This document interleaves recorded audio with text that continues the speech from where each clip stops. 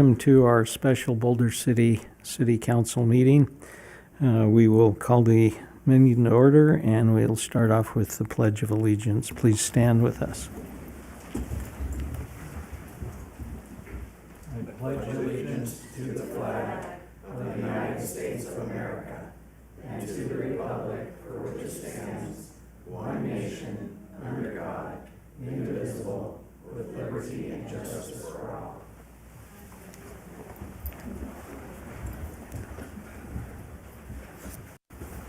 Madam City Clerk, if you could take a long time doing the roll call and count those who may not be present at the time, counted as they come in.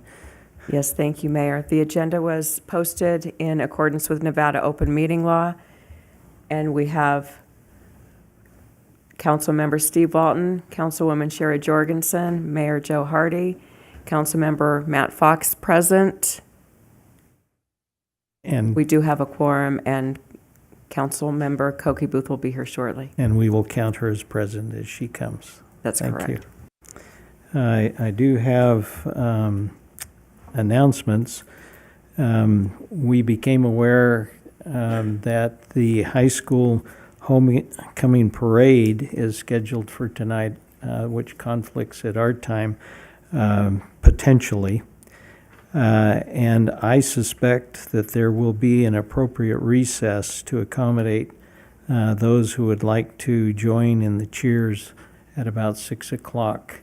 So if you can set your watches and look like you want to go somewhere, it will remind us that we're going to take a recess. Appreciate your consideration and your help.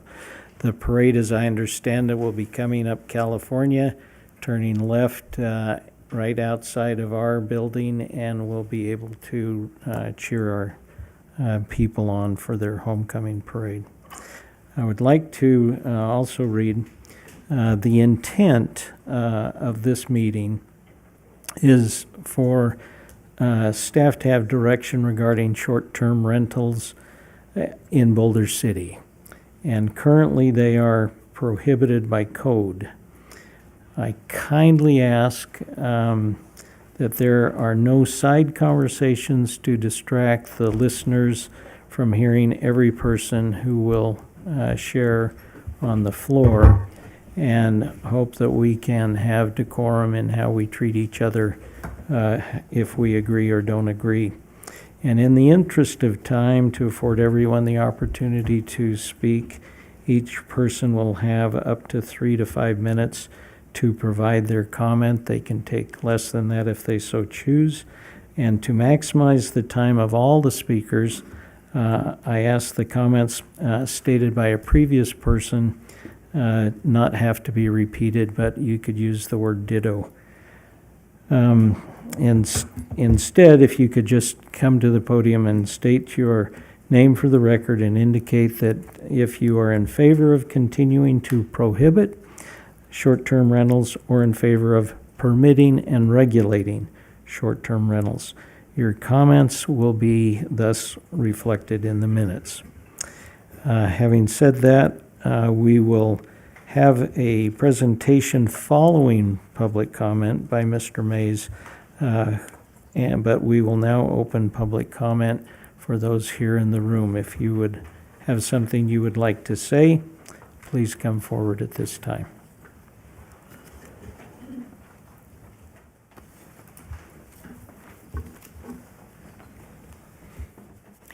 Good afternoon, Mayor and council members. I'm back. I'm here today as a homeowner of Boulder City. My name's Mary Alice West. I've lived here for 43 years. And I'm a homeowner that does not want STR rentals in Boulder City. And there are two sides to this, and we can battle that back and forth forever. It doesn't really matter. I'm on one side, other people on another side. I don't know how to say this real politely, so I'm just going to spit it out. I don't think that Boulder City can manage STRs. We've had illegal operations of STRs going on for years. Nobody has done anything about it. Not this council, not previous councils. And it continues to operate. It's continued to operate since we brought it to this council's attention. There hasn't, and I know you guys are working to develop some things, but I just think you're opening a real can of worms, and once that Pandora's box is opened, you're never going to be able to shut it. Have you considered the lawsuits that might happen for going down this road? Every presentation from the Planning Commission, the first council meeting, the town hall meeting, maybe even this meeting, it was in the mini notes, we see a presentation on what Henderson and Las Vegas has done. I realize we don't have to do that, but if, for example, we did those things, what are you going to do for legal and illegal hosts? So if I decide I want to become a Airbnb host, are you going to allow it? But if I'm within 600 or 1,000 feet of an illegal one, am I going to get a permit, or is the illegal person going to get the permit? If I apply for a permit and I am denied because an illegal Airbnb or a VRBO is there, I think I might sue, because why should I be denied if I'm doing things legally, honest, and ethically? If it goes the other way, why wouldn't they say, hey, I've been running an Airbnb here for years and you haven't stopped me? And they might be suing. I just think there are so many things, the things of if you live in the home or don't live in the home. People are so happy these days. Why would you open yourselves up to approving something that now you're going to have to administer that is so contentious on both sides? No one is going to be happy no matter what happens. And I also wonder about the costs. So are you adding more code enforcement people? Are you adding more people into the attorney's office? We've been told in the past here, well, we haven't quite determined what codes we can enforce. We haven't enforced anything because we don't know how we can fine people. Well, if you're so busy that you can't do that, do you need more people to help you do that? So do you have enough code enforcement people? Do you have enough office staff? If you are sued, who's going to pay your legal fees? Is that the taxpayers, the ones that, some of them, us, that don't want this? And I'm trying to be polite. I'm not trying to say that it's you guys. It isn't. I just think that this is just a big deal we shouldn't get into. And I just finally want to say that when Senator Joe Hardy was working on the codes and the regulations that kept populations of under 25,000 in towns, I think he was looking at the future and protecting Boulder City, where we don't have to go along with the rules and regs that were put in force for the codes for Henderson and Vegas. And I think we should take advantage of that. And as a town of 25,000 or less, we should not approve this. Thank you. Thank you.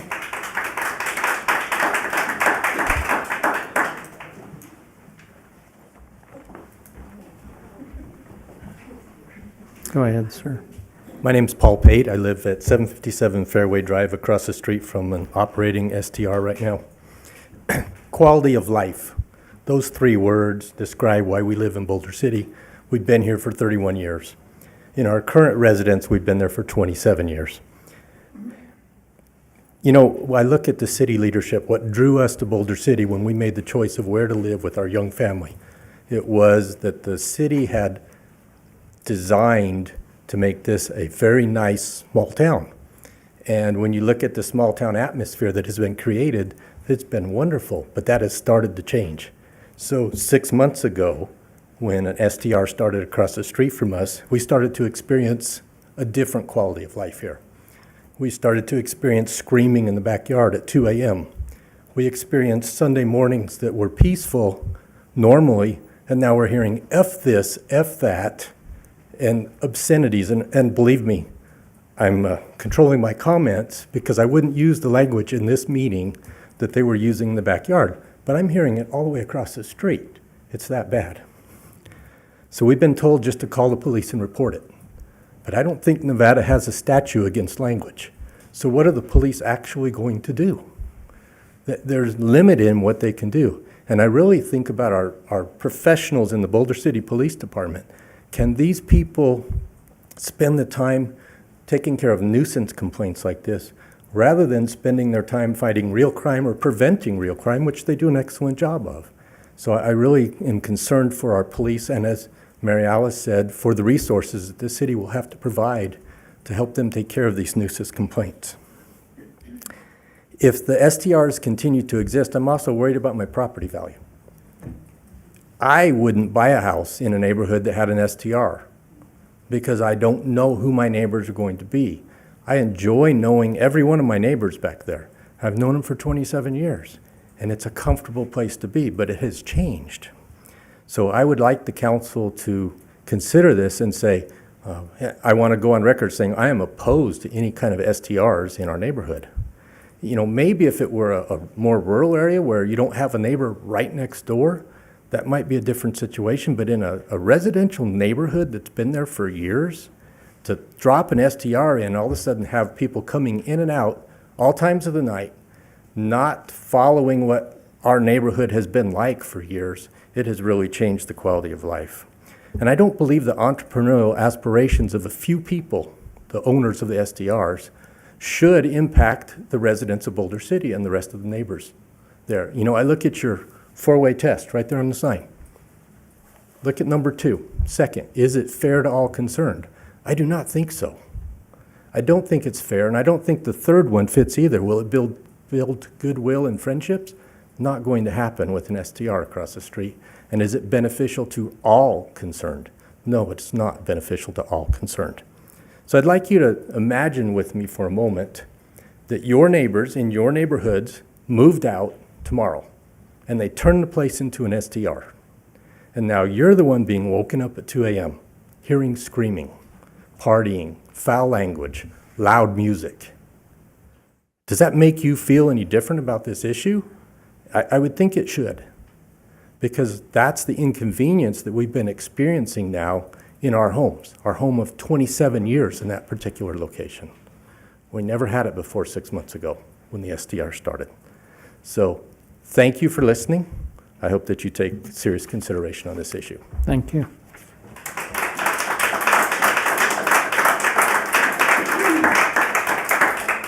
Good afternoon, Council. My name is Steve Greffen. I've been a resident, my wife and I, of Boulder City for 8 years. And I want to just say I strongly oppose and would like the Council to consider the continued prohibition of short-term rentals. I echo the previous 2 speakers, and I think they did an excellent job articulating many of the concerns, but I'm just going to read one thing. I just got back in town earlier today, and I read some of the data that was associated with the posting that went out, and I just want to leave you with one thought. And there's a paragraph in there that talks about, in several places, about how short-term rentals erodes the natural ability of a neighborhood to prevent crime. And I'm going to go beyond that. I'm going to say it also erodes a neighborhood or prevents, because there's a lot of social disharmony that goes on when you have short-term rentals. I speak from experience. I owned and operated an Airbnb for 11 years. Another community, not in Boulder City. When I retired and we moved here due to the unique, wonderful, small-town feel, and got out of that environment. And I watched over a period of 10 years our neighborhood, although we had wonderful neighbors, but when we introduced Airbnbs to our, and I was one of those, by the way, we slowly watched the disharmony taking place as people were coming and going. No one knew who was who. And in a short period of time, and I'm talking about a couple of years, but relatively short period of time, there were a number of problems that were created. And you'll hear many people say, oh, I screen my potential clients and my customers closely. If there's a problem, just call me and I'll take care of it. Well, the problem becomes, it's not that easy. I can tell you, personally, I screened with a fine-tooth comb the clients, the guests that rented my place, and the long term is things would pop up. The greatest looking family in the world would have, event in the middle of the night, and I'd get a call on it. You know, whether it was behavior, language, drunkenness, you name it, things always popped up. And once it occurred, it was too late to really do anything about it. You've already created that issue in the neighborhood. And that was my experience, again, in another location as an owner. So I just ask for the committee to please consider, take a look at some of the data that was presented. I didn't research this, I just tried to glean through, and things that jumped out. Another statement, neighborhoods whose residents know and trust each other and share common values are more able to establish and enforce social norms. In turn, they have lower levels of crime. And I leave you with that. Thank you so much. Have a Thank great you. evening. Thank you.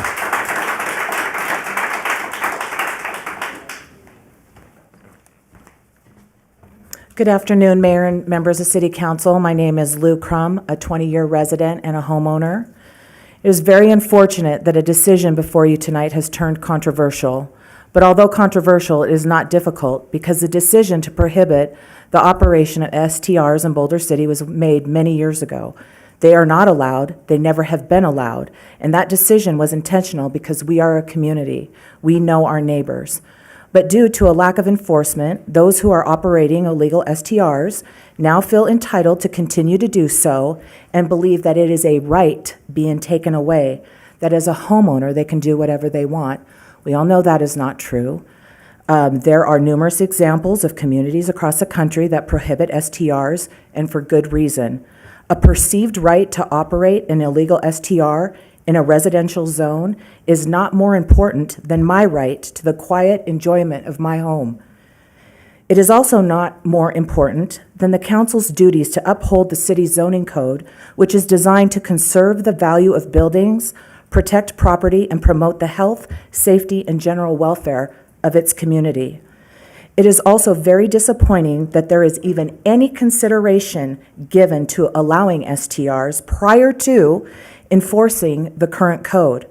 Rather than addressing the current issue at hand, the consideration of permitting STRs creates an entire set of new problems before the initial problem is even resolved. For example, how would the city address who would operate an STR within a certain area? Who receives the business license? If allowed, it should be a level, which I hope it's not, by the way, I am very, very, very opposed in case that wasn't obvious. But who receives a business license? If allowed, it should be a level playing field where there are no STRs in existence. And quite frankly, those who have operated the illegal STRs should be disqualified for any consideration because they've already shown a complete disregard for the law and their neighbors. They are operating what is essentially a hotel motel in a residential zone without a local business license and without a state license, which is a requirement. And they are also not paying taxes, the proper taxes. And they are doing this knowingly and willingly. There has never been one application for a business license in the past 20 years to operate an STR. I know that because I served on the license board. It's public record. Why? Because they already know that they're not permitted, but they do it anyway. This is a huge liability to the city. If I'm a hotel owner and operator, I have to wonder why I'm required to pay my business license fees and my taxes, and others are not. You cannot enforce the zoning code arbitrarily. You can't come after the Mary Kay sales lady and the nice choir teacher and a music teacher offering piano and voice lessons in her home for a business license and turn a blind eye to the operation of a commercial business in a residential zone. Every day there are news stories around the country regarding numerous problems of allowing STRs in communities, New York, Sedona, Moab, and many, many more, that are now trying to reverse their decision. Airbnb pays millions of dollars to keep the problems it causes out of the news. And as I mentioned at a previous meeting, allowing STRs will change this community and not for the better. It will be investors and large corporations that buy homes. And when you are a family that must have a mortgage, you cannot compete with a cash offer on a home and a waived appraisal and inspection. I'm sure Councilmember Booth can attest to that being a real estate professional. That is what is happening all across the country. Madam Please Clerk. please do not let that happen Do here. we have that set on 3 minutes or 5 minutes? I'm finished, Mayor. Thank you. Thank you, Ms. Crown.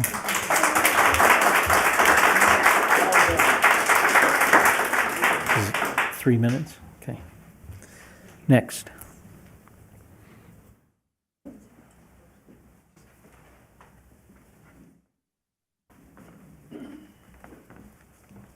Hi, my name is Maria Sermonero. I'm a homeowner here in Boulder City.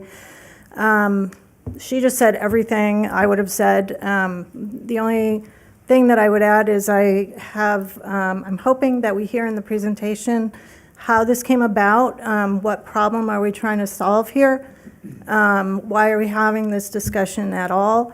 Do we have tourists who are trying to come to Boulder City and can't find a place to stay?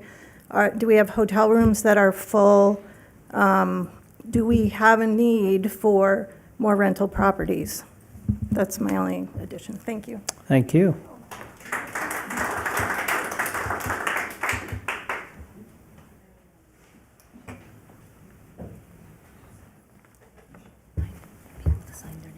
Good afternoon, Mayor and City Council. My name- And while you're doing that, could you say say your name and sign your name?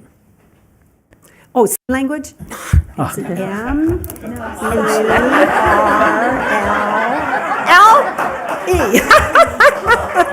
I've been looking for somewhere to write my name. But Is there not a sign-in sheet there? There should be a bunch of sheets. There were. In as much as there's not a sign-in sheet, could you Oh, so just you do didn't sign read the language? ASL. Thank you. You know, we don't make this up. They were here. I don't know what happened to them. Thank you. I will sign in.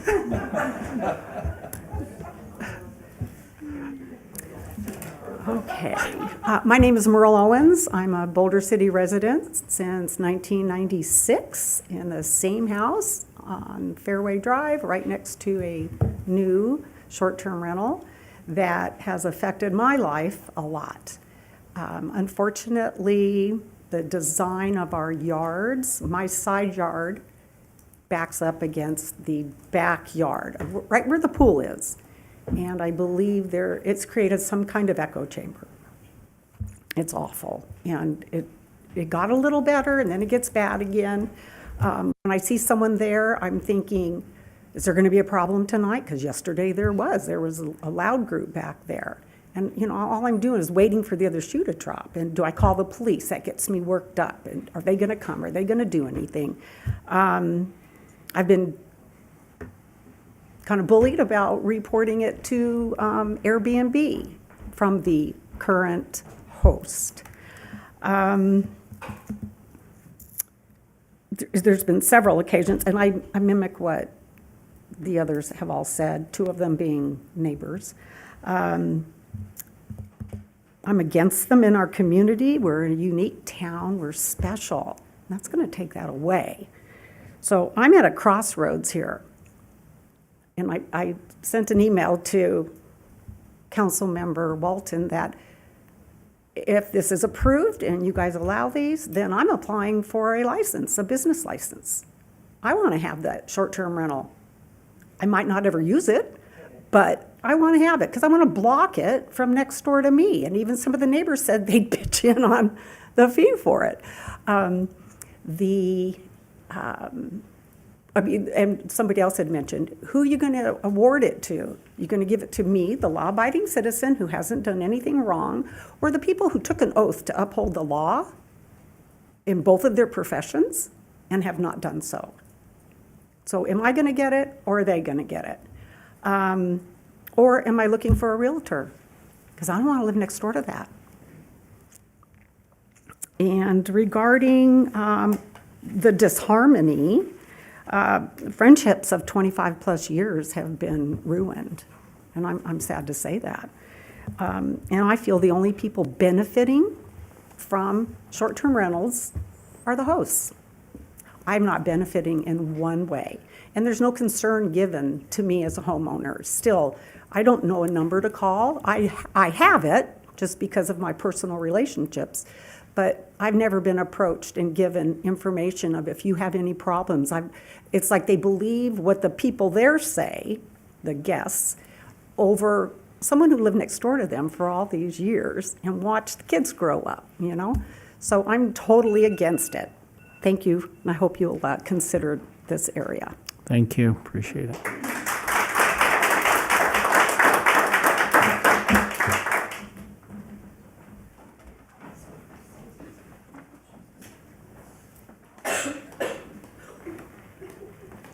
Hello, good afternoon. My name is Stephanie Miller. I don't have anything prepared. I wasn't really planning on speaking, but I must say that I agree with all of the people who have come to speak so eloquently before me. I am a resident of Boulder City. I have been a full-time resident for the last year, and unfortunately, the house next to me is running an illegal Airbnb. I'm here mostly to share basically several stories of the negative impacts that this situation has had. The first one being renters knocking on the wrong doors in the middle of the night, rustling around bushes and so forth, frightening women who are home alone. The second being a renter coming with a large boat that he was not able to negotiate the driveway, so he pulled his truck into the driveway and left the boat in the middle of the cul-de-sac for all of the rest of us to deal with. The third and the most frightening was on a Saturday night not several months ago. I hear sounds in my backyard. I'm home alone. Mind you, my husband is out of town. I hear voices. I'm wondering, no, is the television on too loud? I mute the television, still voices in my backyard. Mind you, I live in Tuscany Cove, on the point with the big rocks.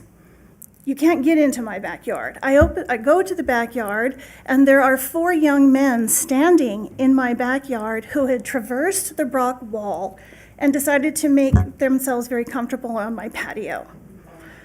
I cannot tell you how frightening that was. And again, back to the legal aspect. What if one of these little jerks fell the 30 feet down to the dirt and or the driveway next to me? Who is responsible for that? Me, the city, the owner of this property? What's to come of this? But these are just some examples of and I've only been here a year, and this is how frightening this situation has been. So thank you for your time, and I'm very, very opposed to short-term rentals. Thank you.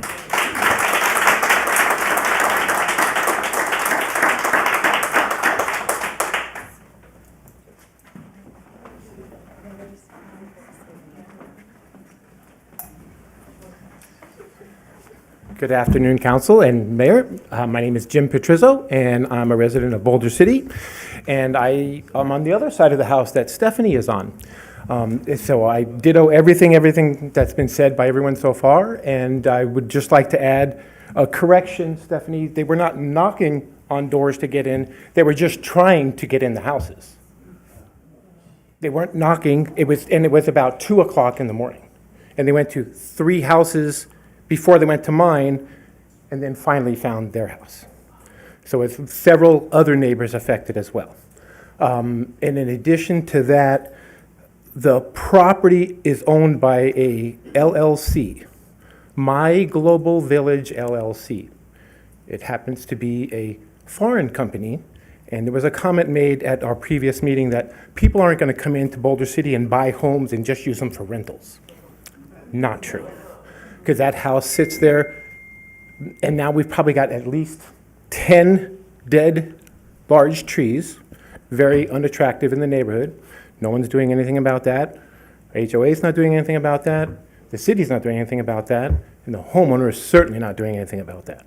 So it's letting the property degrade, and we're just all concerned. So thank you for your time. I appreciate you, and I'll sign my name. Not like that.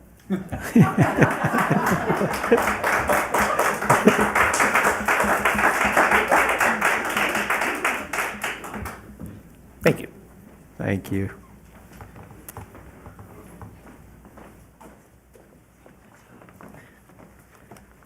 Hi, my name is Judy Moravik. We've lived in Boulder City about 33 years.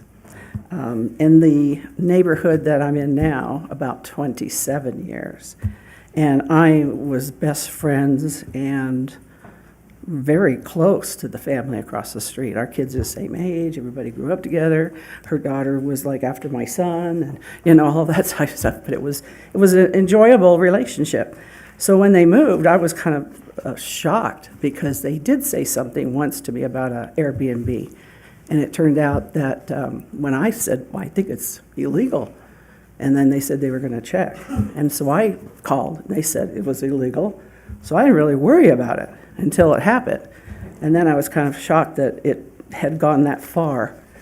One of the printouts that you had put in the packet is myths and facts, and it came from that association of the STRs of the greater Las Vegas area. And it's the same myth and fact sheet that VRBO puts out. But I talked to a man from Texas who gave us an amazing amount of information. They're a coalition down there. They really got it together. And he has a short-term myth versus fact.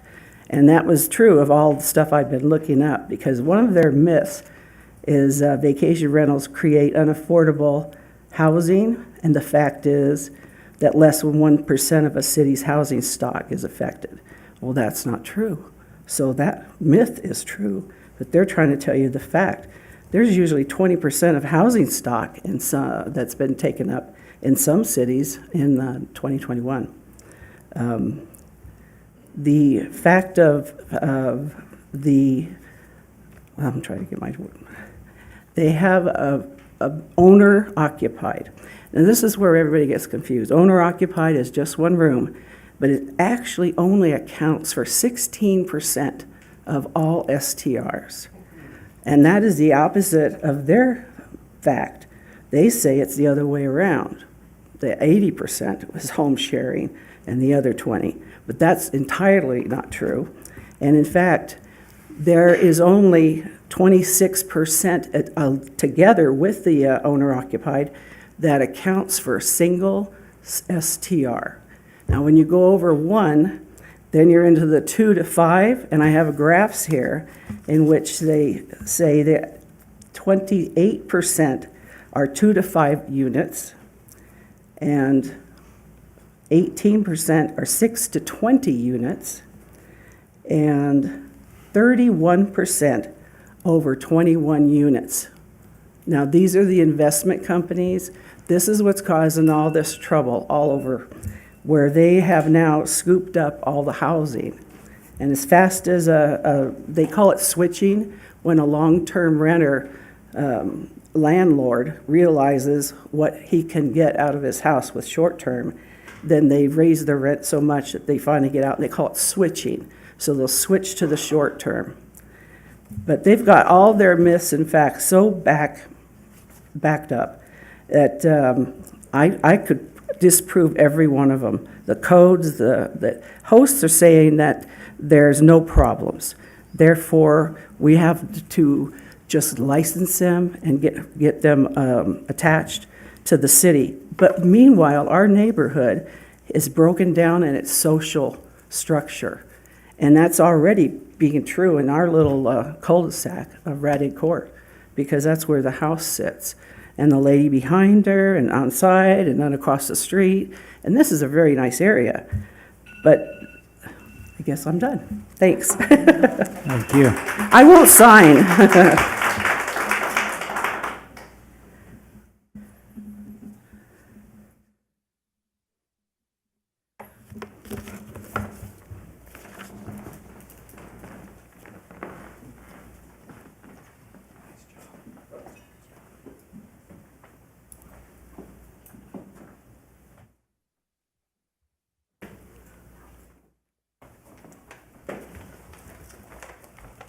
I do sign if you need it. Diana McKay, I'm a resident since 2011 in Boulder City, and I'm here because the community that I intended to retire to became an Airbnb, and I think it has a lot to do with the size of a town when they allow short-term rentals, or not to use the company name, I guess, but very small communities are highly impacted because you just can't get away from the number of units per population. In that community, everything changed. There was no volunteerism. You got, people have said before me, the LLC thing comes into it.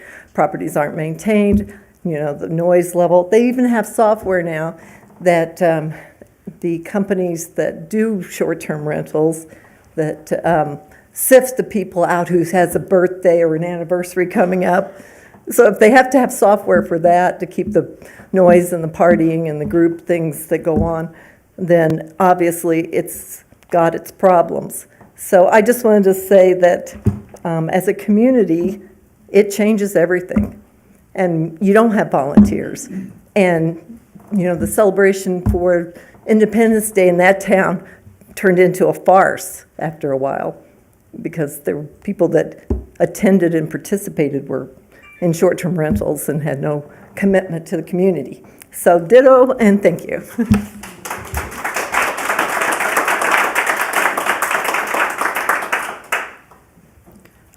I put that as you did not want to change what is currently code. Thank you.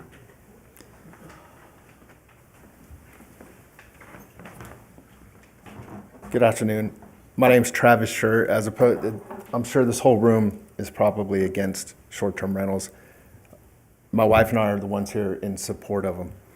We currently operate 8 licensed short-term rentals in Henderson. And out of and all these people in this room and everybody here, if you go travel, you stay in a house, it's 99.9% of the people that travel to our properties are not the nightmare stories. The 0.1% are caught. Our properties, we've invested, probably about $3.5 million into our operation. So we actually have 2 virtual assistants that monitor our properties 24/7. Cameras in the front, cameras in the back, noise monitors. If somebody's in my backyard dropping the F-bomb, they're going to be notified within minutes, not to a neighbor calling me. So the City of Henderson's allowed a 3-strike penalty. If I have millions of dollars invested into these properties, and my wife and I own a property here in Boulder City that we invested $700,000 in. But if we have a property and we have any type of negativity against that property, be it a neighbor calls City of Henderson and says, hey, Travis's property was added again, or whoever on Raddick or whatever that street was, they say, hey, we need your noise aware reports. I got to send them right over. They got to review it, and they say, yep, your noise jumped, strike 1. And then, so if that happened Monday night, Tuesday night, Wednesday night, those are 3 strikes in a row. City of Henderson yanks my license. I can no longer rent. So I think with the right stuff in place, as far as, City of Henderson allowed 1 year to get licensed. After that, they shut it down and put a 1,000-foot barrier in place. If you guys were to do a model like that, you would have a very limited aspect as far as the amount of properties you would allow. And I'm very heavy into short-term rentals. We own them throughout all Southern Nevada. But people that buy short-term rentals, they have multiple cleanings throughout the week. They have minimum day stays. You guys could do that, like a 3-day minimum stay. You could put all these things in place that allow and limit this stuff. Don't get me wrong, when somebody's operating an illegal one, they're like, oh, I don't want to get caught. I don't want to get caught, And so they're hiding from their neighbors and everything, and there's no enforcement protocol. But once you put that in place, all that's gone. And I don't want to say you weaponize your neighbors, but you allow your neighbors to get that gratification of, oh, we went a whole week, we didn't have anybody next to us. One weekend they came in and it was a situation, that situation was rectified.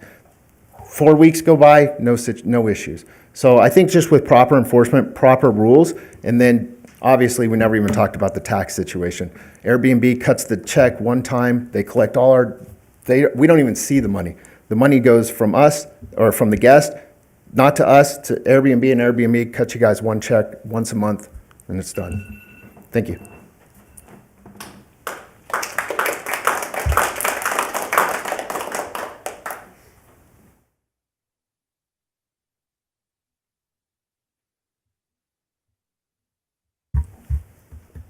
This is a poignant pause. Someone else wants to come up, I can tell.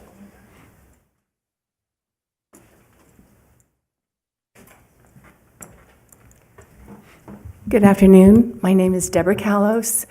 I've lived in Boulder City for about 23 years. I've come to the meetings before regarding short-term rentals, so you've heard me speak before. There's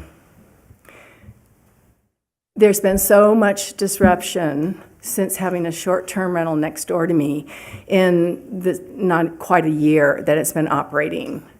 From the noise to the foul language, the parking issue with boats and trucks and visiting vehicles parking in front of my house, broken mirrors and plastic left in the middle of my street that I have to clean up, people bringing their dogs, walking their dogs, and scooting the poop off into the gutter in front of my house, and I have to go clean it up.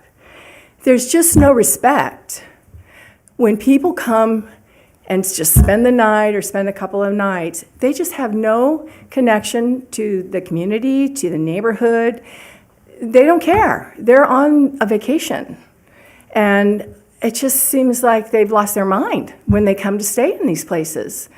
The other day, well, it was about a week and a half, 2 weeks ago, I came outside to get the mail, and I hear this buzzing. What is that? And I look up, it's a freaking drone. Drone over the entire little neighborhood, and I'm like, where is that coming from? The front porch of the next door neighbor. This kid is out there running a drone, and I find that very intrusive. I just feel like I don't have any privacy anymore. I don't have any security in my own home. I live alone, and I am always looking to see, oh my gosh, here's another car, another person is there now. What does that mean to me? What do I have to deal with? And it's just breaking down the neighborhood. That's what the talk is, kind of all the time, instead of, hi, neighbor, how's it going? And that's what it used to be like for years and years. And one neighbor across the street has six kids. And at first, they were all playing on their little bikes, running out, and it was great to see young kids in the neighborhood. And I didn't see them for a long time. And I went over and talked to the neighbor, and he was out there, and the kids were out there, and I says, oh, I miss seeing you. He goes, well, I have to be out here watching at every moment because of this Airbnb here on the corner. They're just zipping in and out. They're not paying attention. They don't care that this is a neighborhood. There's children. We, as part of the neighborhood, we watch for each other. We're cautious. We care about our neighbors. That's not going to take place when you've got people coming and going, strangers, every day. So I am very much against short-term rentals. Thank you for listening. Thank you.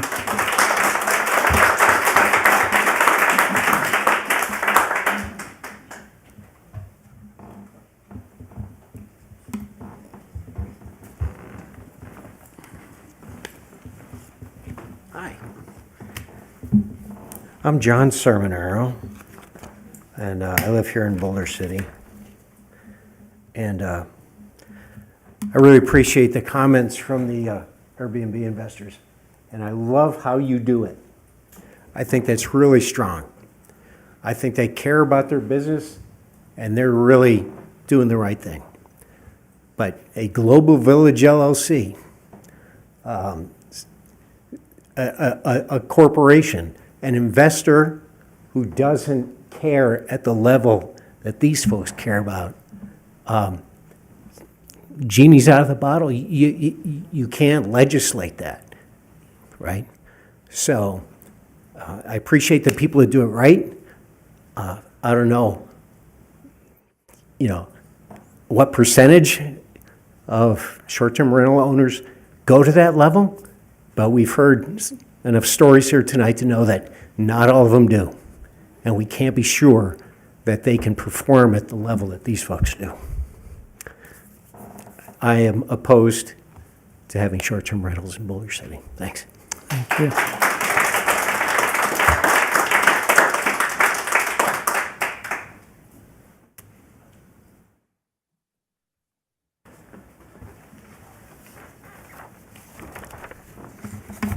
Good afternoon. Tim O'Neill, long-term resident, lived here since last century in Boulder City. I just want to say that I hear all these stories, but I don't hear anybody say they called the police. You got somebody climbing in your backyard, you got a walled-off area, and somebody comes in your backyard, it's prima facie for trespassing. The police can make an arrest on that. Okay? So the short-term rentals and long-term rentals, and you're going to have the Global LLC or whoever has it, you're going to run into the same problems if they rent it to somebody who's long-term, that's going to bring a car into that neighborhood and park it on blocks in the front yard, as somebody in the short-term. So you can run into the same problems, but you can control the short-term rentals as far as having business licenses, having how many calls have the police responded out there. So I'm not against having short-term rentals here in Boulder City.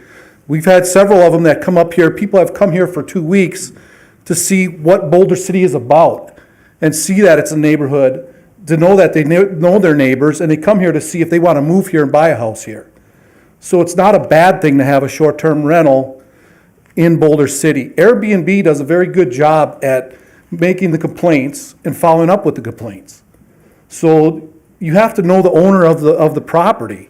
You know, that makes a big difference. So if you have a business license or you guys regulate it, however you want to regulate it, like the 2-day stay, 3-day stay, whatever the minimum stay's got to be, that would be okay, because Airbnb would have that on their website that allows you to put that in. So they would have to make that recommendation. They would have to stay here that long.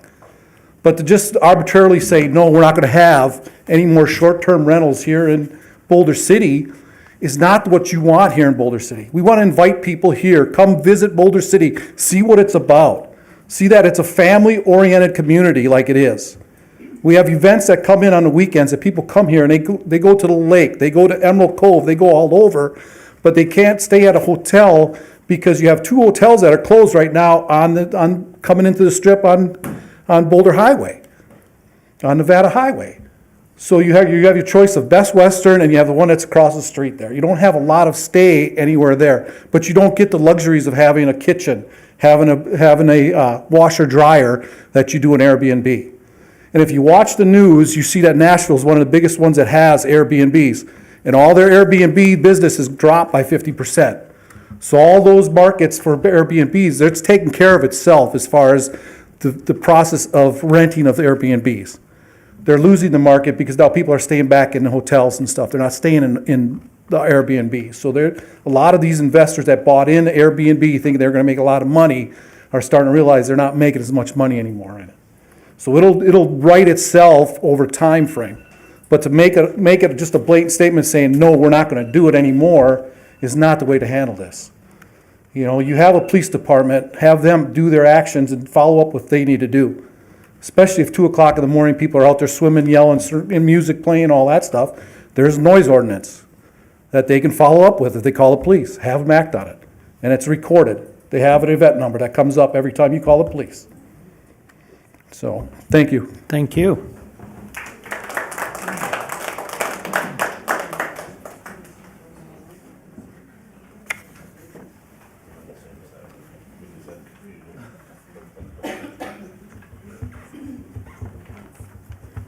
Good evening, Mayor, council members. My name is Bob Moravik, and I hope you can hear me.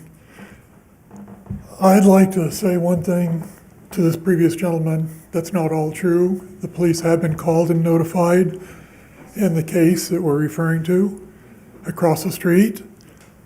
But by the time the police can finally ever get there, they say, oh, I don't hear anything. So it's not true. They have been reported. When you try to look it up at the police department, you can't find it. But I would like to bring up a couple things. One of them is that since 2019, there have been over 250 shootings at Airbnbs.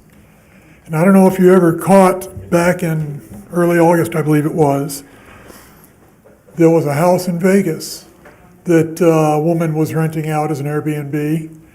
And she claims, oh, I haven't had any of these problems before because I saw it on the news. And that was, I believe, a wedding party or something. Anyways, there were several cars that drove by. They started shooting, and it sounded like World War III. It sounded like Ukraine.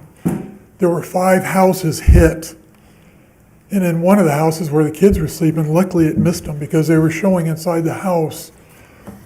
The bullet went through the wall, it hit the guy's wine cooler and deflected into another wall.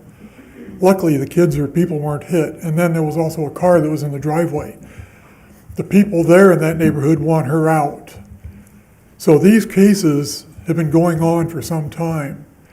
And it's like previous neighbors of mine have mentioned, it's broken, it's causing unrest in our neighborhood. This is a neighborhood, like we said, we've all known each other. We're all original neighbors. And it's just a shame because now we have all this problem that's arose.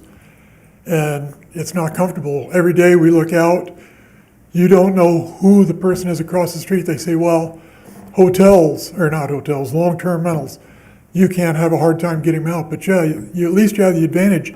You can do background checks on them. You can check accounts. You can check history at least. Short-term rentals, you get whatever comes in, and they could be lying. In a lot of cases, they do lie.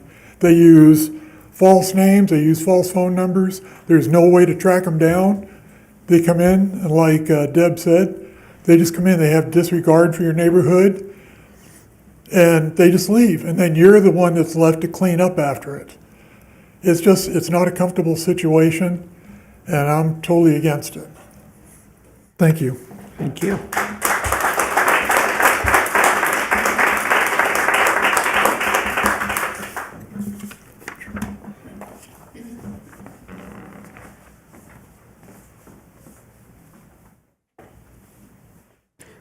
For those who are, go ahead, come up. For those who are going to call in, the number is 702-589-9629, and we will accept those calls.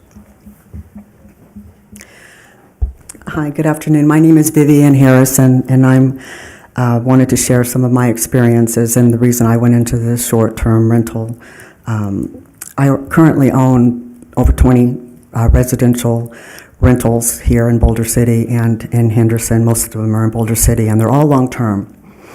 I've owned them since 2010, 2011. In my experience, I'm also a real estate agent and a property manager. In my experience, I've had much more difficult time. I only have one Airbnb, and I just started that in February. That particular Airbnb is right across the street from my own home. I live in Sunrise Circle, and where the homes are over $1 million. When I do have a residential leasing license, I do have a real estate license, I do have a state license. I did try to pay taxes to the Boulder City on my short-term rental, and I called and they wouldn't accept it because they said they were waiting to see what happens with City Council. So when I did start mine in February, I did try to pay taxes on the same scale as Clark County. My experience with the particular rental that I'm talking about, well, actually, there was one across the street from me on Sunrise Circle for 18 months, and I didn't even know that it existed. And when I decided to turn this particular property that I've owned since 2011, I've had 2 long-term residents that lived there. Multiple problems, multiple police problems, and they were long-term. They were over the 21 days. One of them, or 31 days. One of them actually was there for 7 years. I had complaints from neighbors. I had complaints from police. They thought when they first moved in that they were drug dealers. I can't tell you who they are because they actually still live in Boulder City. I do have a dog in the neighborhood that poops in my yard. I've known all my residents. There's like almost 40 residents that live there. I know personally maybe 8 of them. I don't think I've even spoke to them in 4 years. I know a lot of people in Boulder City, but the notion that we're all know each other and look out for each other, maybe it's just my neighborhood's not like that. I do care for my neighbors that live by me. I spend a lot of money on my Airbnb. Since February, I've invested over $100,000. When I decided to open an Airbnb, or to change it to an Airbnb after evicting 2 of the long-term residents, I called the city and I spoke to one of the city employees. And I said, I have looked and I've scoured. This is when Governor Sisolak had released the prohibition and on short-term rentals. I called and I talked to the city, and I used to be on the planning commission. And I said, show me, can you point to me the exact ordinance that doesn't allow short-term rentals? I'm looking to try to find out what it is. Well, there isn't one. And I said, well, is it prohibited? No, it's just not permitted in certain areas. I go, is it illegal? Is it prohibited? No, it's not really legal, or nor is it really technically prohibited. But we're going to probably start reviewing it at the city council. So I went ahead and converted the house into Airbnb, awaiting to what kind of regulations that the city was going to put on.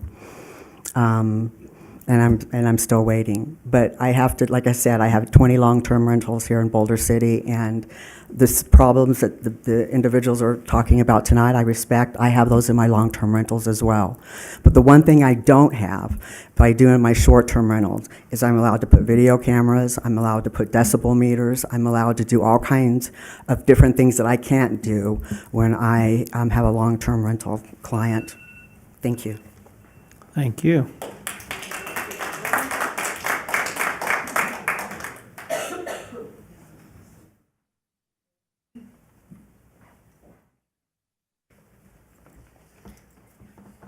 Short. Good afternoon. My name is Jennifer Harper. I'm actually up here on behalf of my mother, who is a resident here in Boulder City. I wanted to come up and speak on her behalf because I definitely hear what everybody has to say back there and the nuances that they're having to deal with, because definitely that'd be tough. My mom came out here because of the peacefulness out here. She loves the historic area. This is where she wants to be. She lived in California, which is where I still am, but I come out here once a month, and I hope that eventually I'm going to follow, because I love it out here as well. I feel that there should be some type of ordinance implemented, so it's not just an across the board, no, you can't do it. I feel that maybe for the short-term rentals or the Airbnb, a possibility, which I know this is not in favor of a lot of people, but maybe where if the owner is present, because everything that people have been saying back there is a lot of where the owner is not living on the premises. If the owner is living on the premises, I feel that there's a lot more watching over the property. You know, typically it's your own property, so you put cameras in place. You're there to greet the people when they come. You're there to, you sleep there, you stay there, so you know exactly what's going on. For some, this is their sole income and the only way that they can continue to live out here. And so I think that it's just an unfair blanket to say, no, no, no, no. That maybe, as he had mentioned over there, maybe there could be, implement some type of 3-strike thing. So that way there's, the owners have been warned, and it's not just a continuous over and over. So people that have lived here for many, many years, that it's not just a never-ending disturbance in their life, in their home, and things like that. So I just wanted to say my piece, and that's it. Thank you. Thank you. Do you want me to sign my mom? She's the homeowner, or me? No, just you. Okay.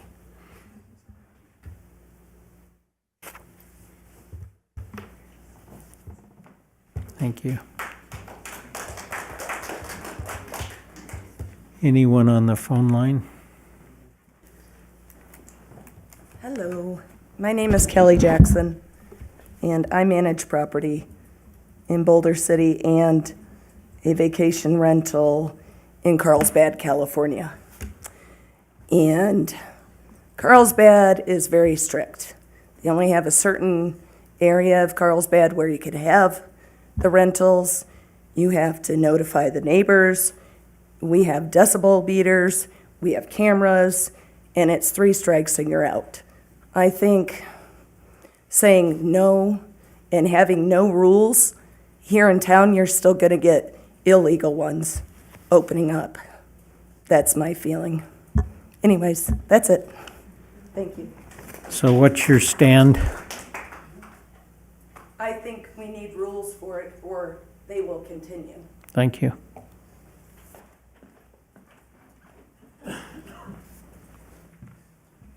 Hi, my name's Z. I am a new Boulder City resident. We actually moved here a year ago.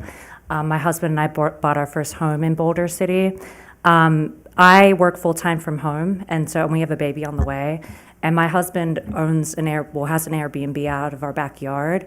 Without his Airbnb income, we literally could not live here. It's really important to us. We would hate to move out of state.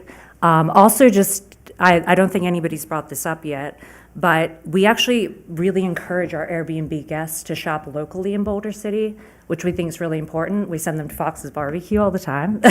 We also send them to our local restaurants. We have a 5-star rating, and all of our neighbors are very, very supportive. So anything that we can do to support this, we would love to support. Could you say your whole name? My name is Elizabeth Cohen Sanchez. I go by Z.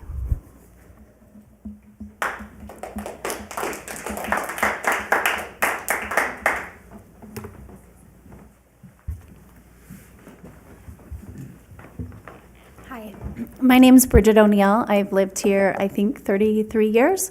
I'm also a small business owner in town and over the hill as well. So it was interesting. I didn't get here and get to hear everyone's comments. I was at the last informal meeting, so I did get to hear a lot of them. I understand things happen. I'm going to kind of speak, I'm for it, and I'm going to kind of speak on some things that haven't really been tapped into. For me as a small business owner, I speak to people daily who come up here, who try Boulder City. They're at the, they're coming up for the lake, they're coming up for different events. And I think it's just brings a different clientele. I don't have a short-term rental. We're always at these, we come to these meetings because we like to stay informed and involved. My daughter, for a short time, had one, and I will tell you her experience. She had a lot of long, multiple months. It wasn't a 3-day or 5-day. It was a lot of people that came in for the park service that were from out of state that didn't want to stay at a hotel. She had a great alternative for them. She has always had not only a good rating, but she has never had any problems. So I haven't heard or seen that side of it, and that's unfortunate. But I think if there's a way to regulate, whether it's a local, you have to be a homeowner in the town, or you have to not live in the residence, I think that would be really difficult to do. But if we didn't have the corporations, we kept it more to, if you have a tie to this community, I think it offers something more to, as a shop owner. It brings a lot of people in town. I'm sure you see it, at your restaurant. When we travel, and we travel a lot, that is always where we stay, is at Airbnbs. It's a more family community. I think with the right regulation, whatever that may be, the 3 strikes or the cameras, the noise decibel, I just think it's a really important thing to offer in our community.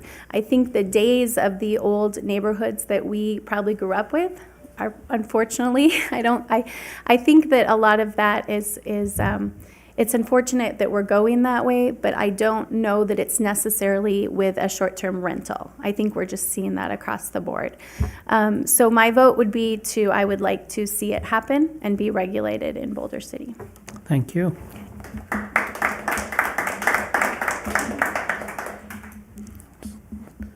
So if we could take somebody on the phone.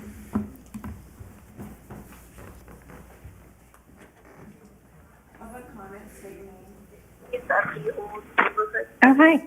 Hi, go ahead. You can state your name for the record, please.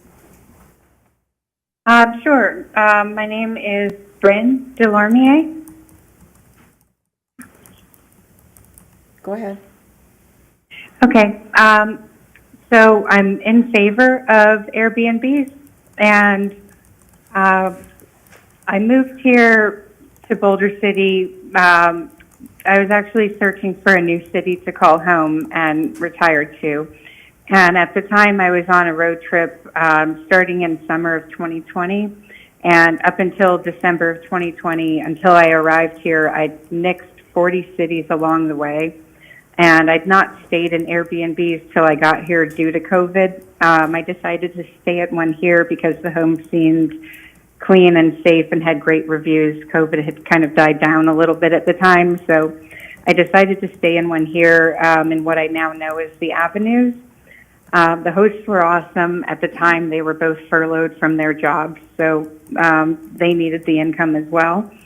And upon checking out, I went straight back to my former home, packed it up, drove it down here, put it in storage, and I moved into Railroad Pass till I could find a place to live, until I bought a place here, which actually is a few blocks walk from where they live, and we stay in touch till this day. They're active members of the community, as am I.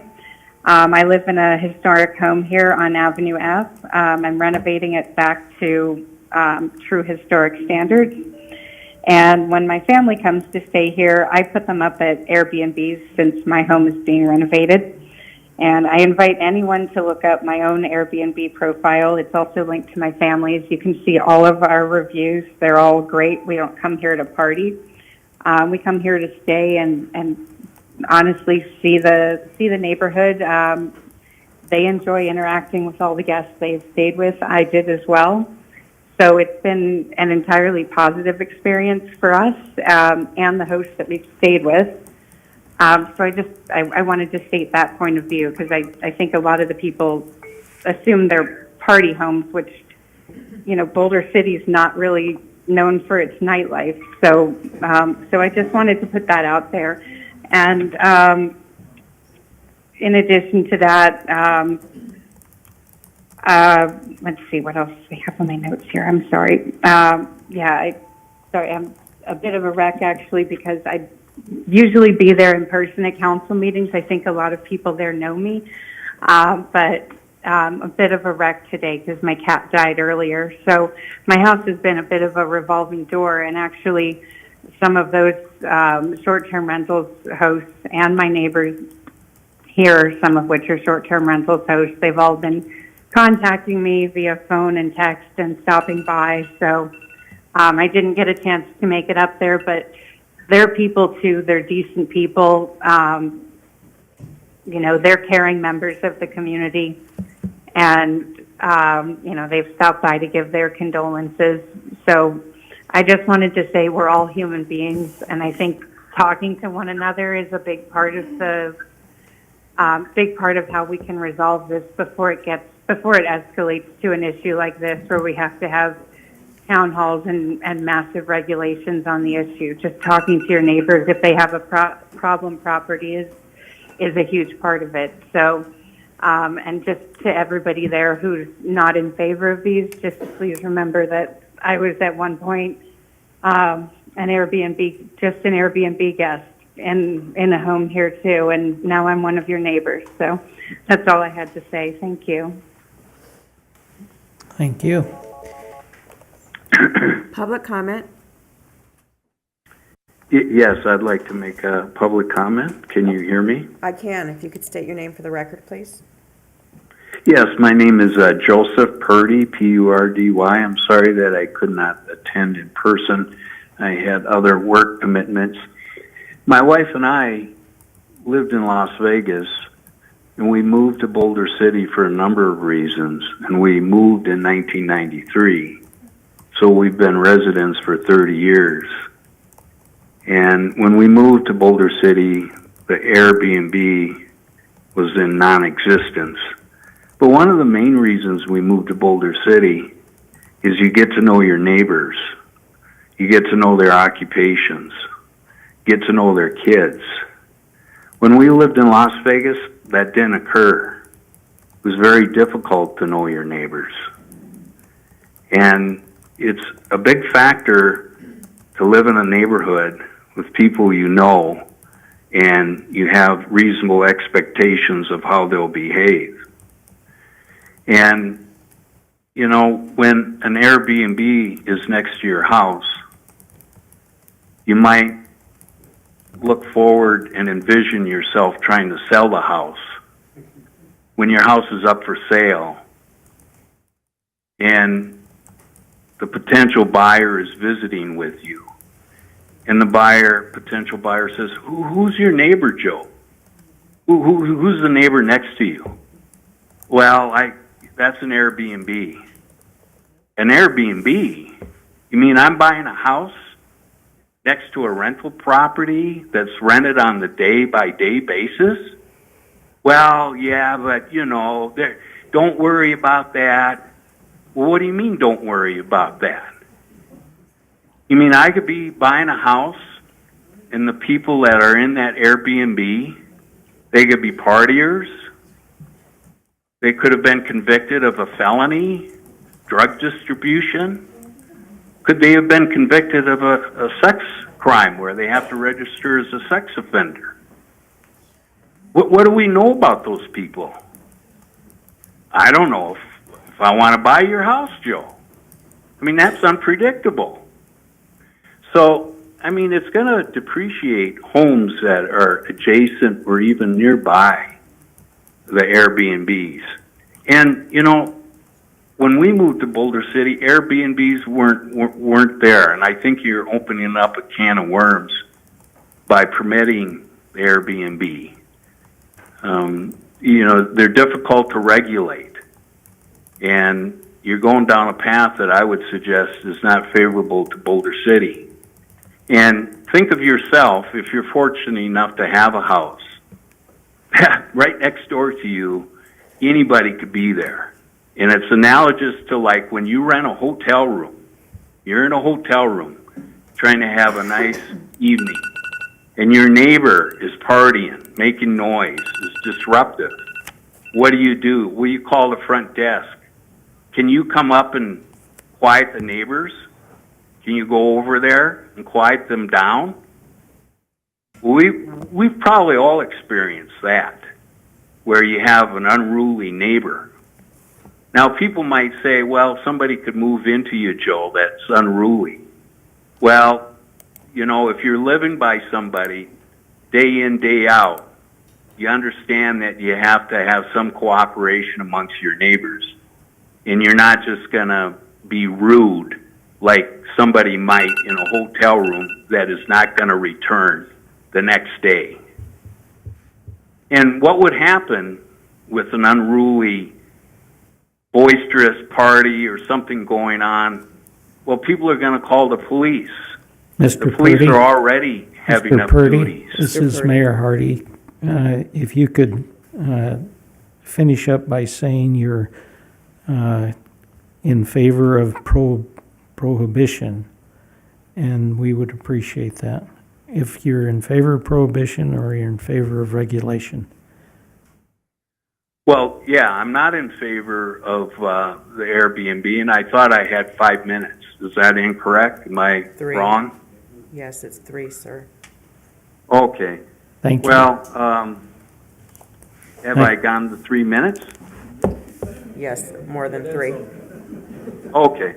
Well, I apologize. I apologize. I think you understand the gist of my comments. And, one last comment, like if the airport is expanding and somebody complains to the city officials, we don't want that airport to expand. A lot of people would say, well, you knew the airport was there. You knew it was there. It was foreseeable it would expand. Well, we all bought our homes in Boulder City knowing there weren't Airbnbs. Thank you. I appreciate you listening. I'm sorry. Thank you. Thank you, Mr. Purdy. Anyone else on the phone? Anyone here would like to come up? Please do. Good afternoon. My name is Terry Riddle, and we came to this community just like everyone else. I came with my husband. My husband's here because he came because his grandfather came to work on the dam. So we've been here quite some time. We were married over in the church here on Wyoming 32 years ago and had our reception at the Boulder Dam Hotel. So we've been a member of this community for quite some time. Am I for people's life being disrupted? Of course not. This has been a very polarizing issue if you have been on Facebook.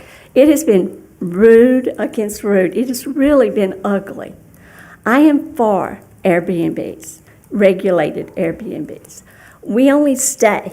when I go stay somewhere, I stay in an Airbnb. I do take, and we're very respectful people when we stay. We're respectful of the neighbors, we're respectful of the community. We go to Williams a lot, we stay in an Airbnb. This is a tourist town with a lot of history, but no thank you, tourists, don't come here. We should be welcoming them. We go outside. I was coming down the road, my daughter, I'm like, the guy's walking down the road carrying a cup of coffee. She's like, oh, he's staying at the Airbnb. I go wait for him to get to my driveway, and I tell him, have you been to the Boulder Gem Hotel to see the museum? Have you been to Hemingway Park to see the bighorn sheep? I do not want to turn my neighbors against me because I happen to be for something. I understand they feel very disrespected, and they have been disrespected. But with regulations, I think we can work on that part. Thank you for your time. Thank you.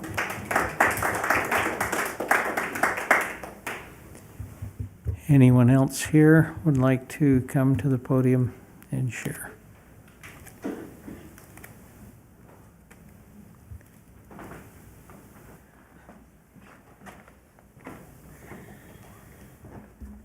Sorry, I got a little late.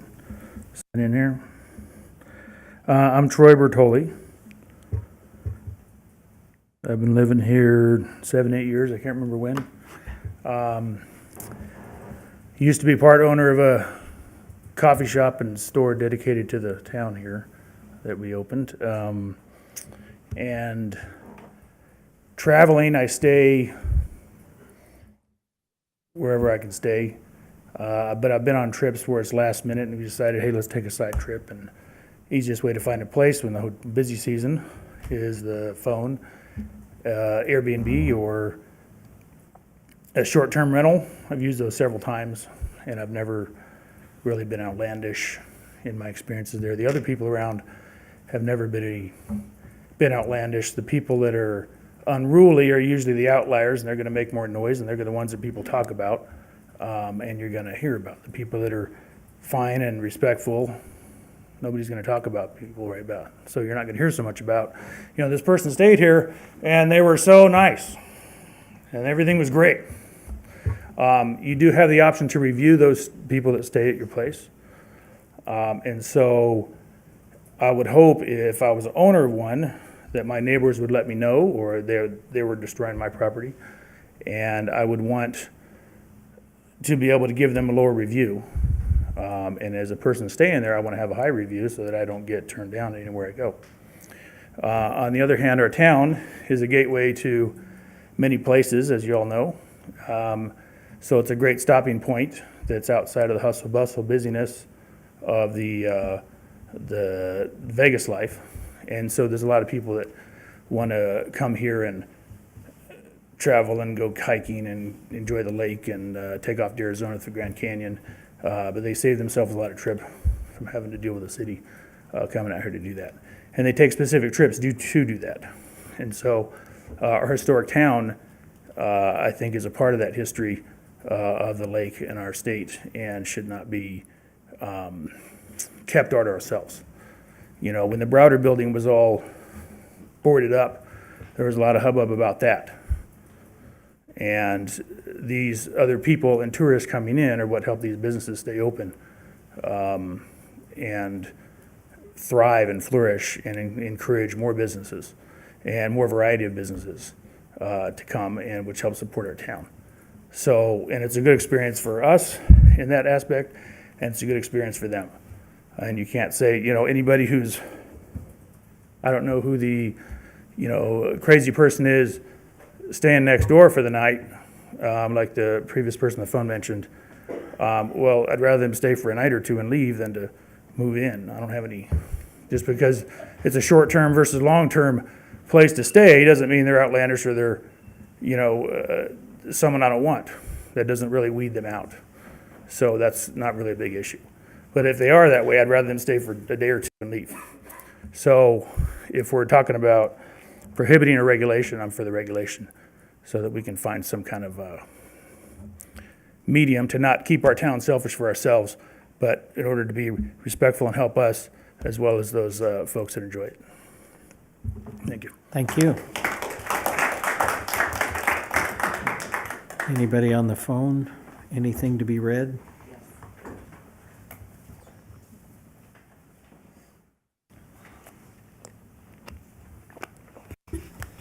The first public comment was submitted by Ann Laura.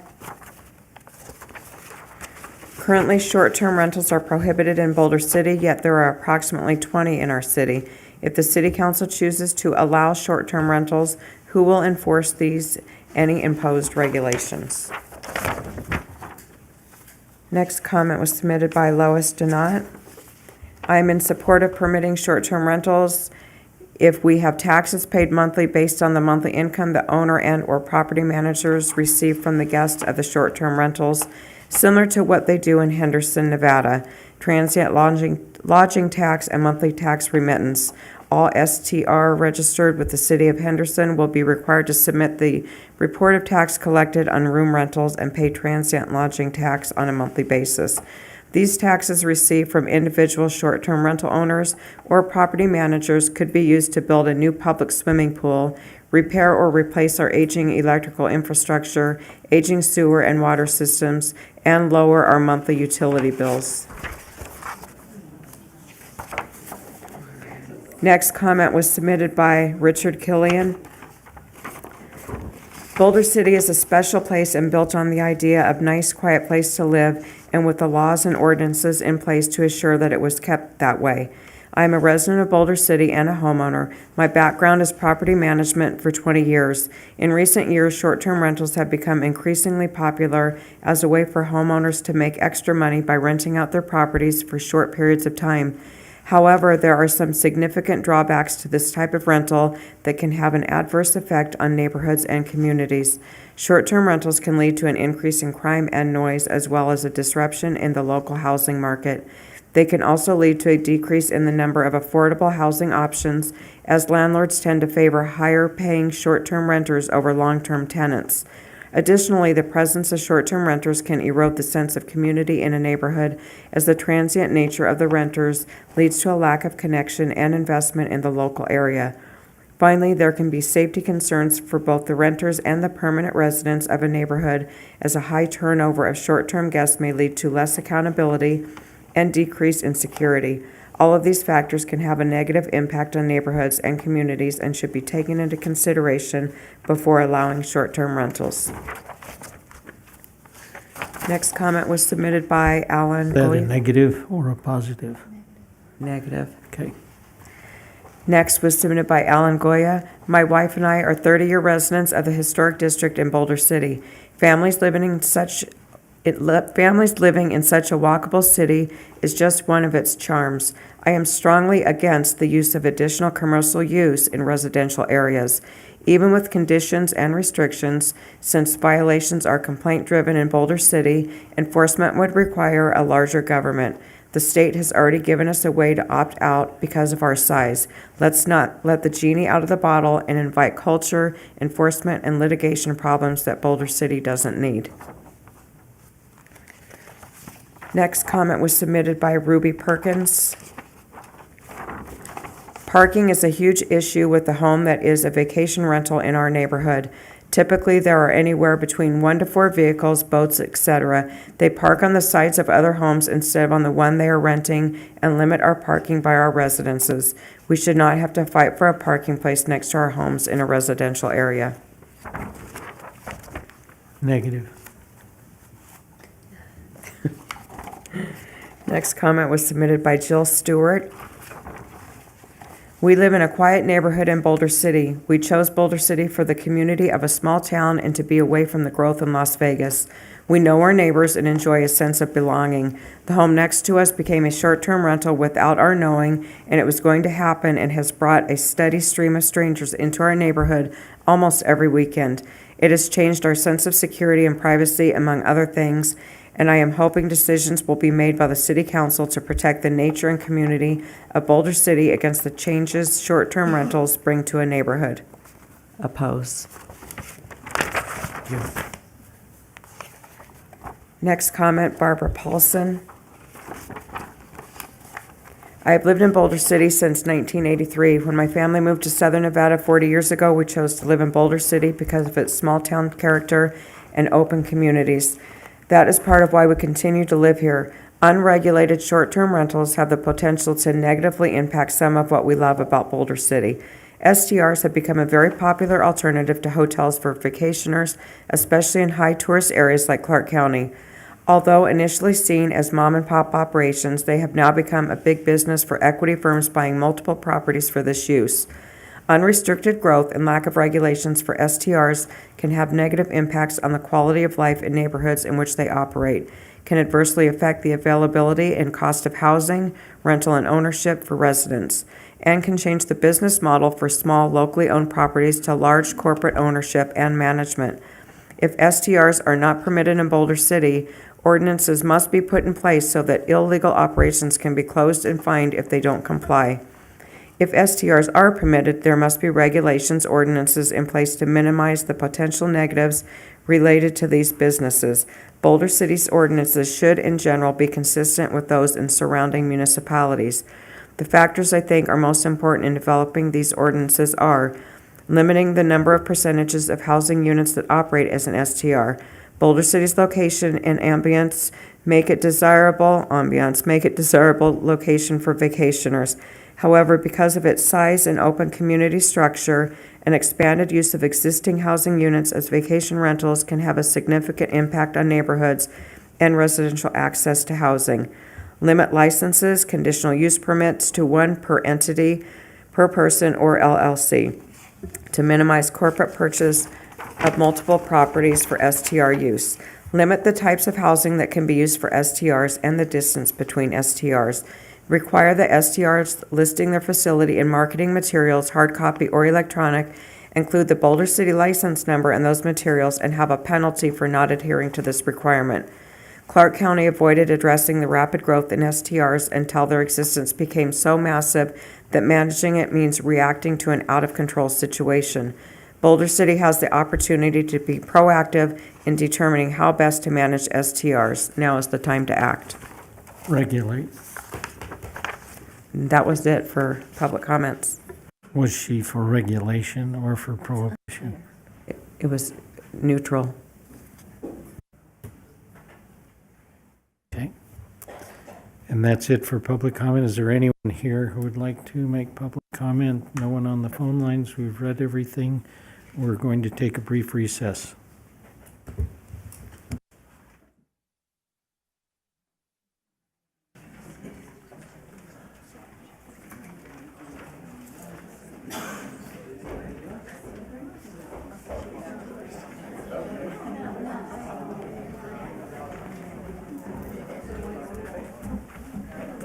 Need me to sign this?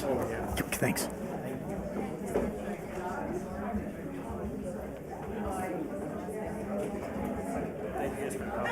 Oh, thank you.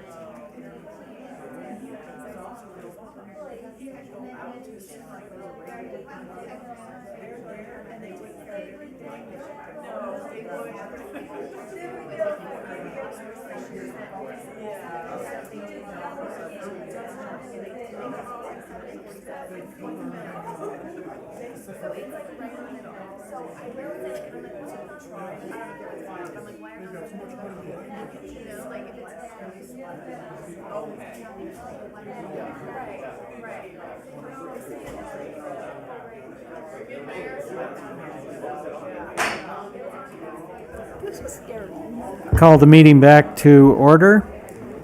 We will start with, having finished with public comment, we will start with agenda number 1 on our special agenda.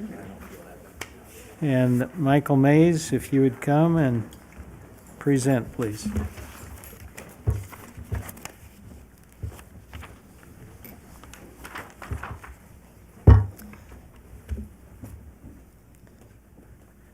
Good afternoon, Mayor Hardy and members of City Council. Now, I have to warn you, Mr. Mays, that we're going to take another recess. You have 9 minutes to introduce, and then we'll expect another follow-up after the other recess. All right. We are going to recess for the purpose of making sure we pay our support to our Eagles homecoming that is happening in the parade that will be coming up California. And you're all welcome to be there because you have nothing better to do during that time. So, thank you very much. Mr. Mays, please. All right, we'll be succinct in my presentation. So in March, the council directed staff to hold a town meeting and conduct a survey regarding the topic of short-term rentals. Town hall meeting was held on July 12th, and the survey was completed August 1st. The packet in your material includes the survey results, material research by staff and the council, and also material that was provided by 2 individuals that are representative of their opinions. City received 717 survey results, which included both residents as well as the public outside the community. This is a community survey. It is not a scientific poll that uses statistical weights to make it a representative sampling. I'd like to just go through briefly the survey results. As I noted, the survey respondents were a combination of residents as well as people from the outside. We asked the question, should short-term rentals be allowed? And as you can see on the graph, it was split evenly, 47 in support, 47 against, 5% didn't know. Now, we looked at the same, or asked the same question when just looking at residents, then a majority, 50.7%, are opposed to short-term rentals. This is residents only who had responded to the survey. If the city were to regulate short-term rentals, there was a series of questions that were asked in the survey about how that regulation would take place. One of the questions asked is, should it require a conditional use? A conditional use within Title 11 of our city code is a use that is listed as possibly being permitted within a zoning district, but it requires a public hearing notifying all property owners within 500 feet, and that hearing is held before the Planning Commission, which makes a recommendation on the appropriateness of the use, and then that goes to the City Council for final decision. When asked that question, a majority, 64%, said it should require conditional use if you were to allow short-term rentals. Should the city also require standards? I will talk in a little bit about the other jurisdictions and some of the standards that they put in place as they regulate short-term rentals. Clearly, the respondents, 85%, said yes, there should be standards. Should owners reside at the location? And so, again, this would be a situation where you couldn't rent out the entire home. The owner must reside there, so you would be only renting out a bedroom or 2 bedrooms, and the owner occupies the house as well. 51% said yes, that should be a requirement if the community regulates short-term rentals. Should there be distance requirements?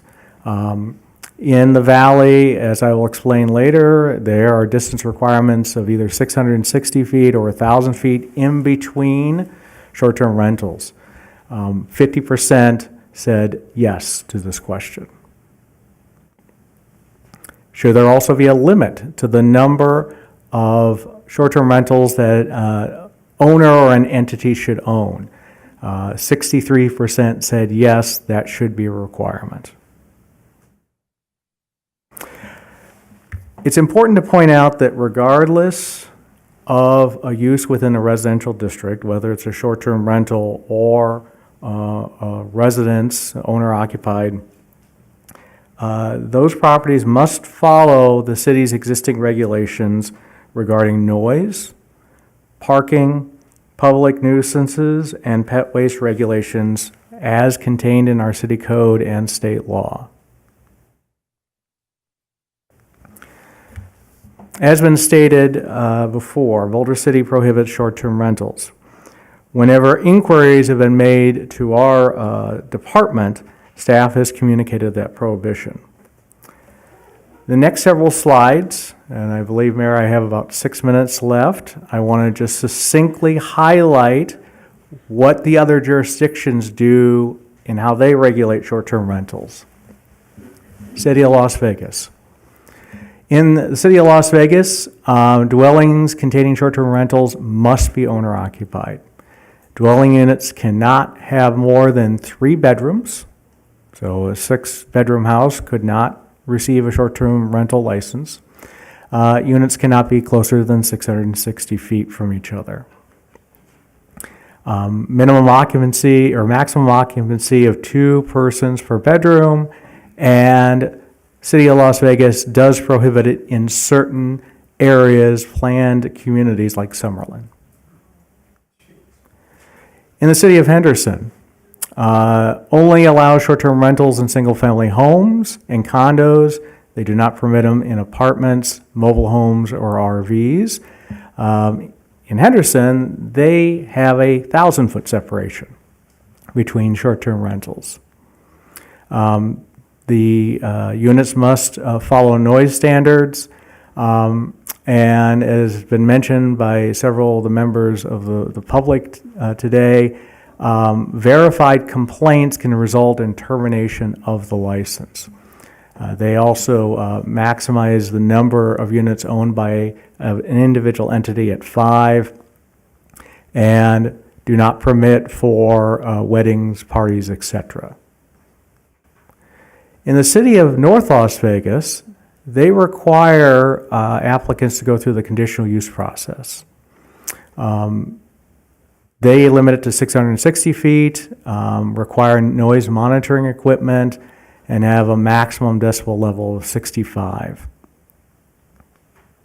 In Clark County, they provide a maximum of 1% of the total housing in unincorporated Clark County could receive a short-term rental license. Units cannot be closer than 1,000 feet, and permits within a condominium development, because obviously it would be a challenge to separate them by 1,000 feet, they limit it to 10% of the total dwelling units within that condominium development. In Mesquite, they have both permitted and conditional uses depending on the zoning district. Maximum of 2 adults per bedroom, maximum of 10 adults per house. They limit off-street parking to 2 vehicles and require a 24/7 local property manager. I want to emphasize that what I briefly summarize are not all the regulations within each of those jurisdictions. It's just a sample just so you could see how the other jurisdictions regulate it. And so, as you noted at the beginning, Mayor, staff is looking for direction from the City Council. Do you want us to continue to prohibit short-term rentals or direct staff to put together regulations that would permit them under certain conditions? And with that, staff can answer any questions. Thank you. Any questions?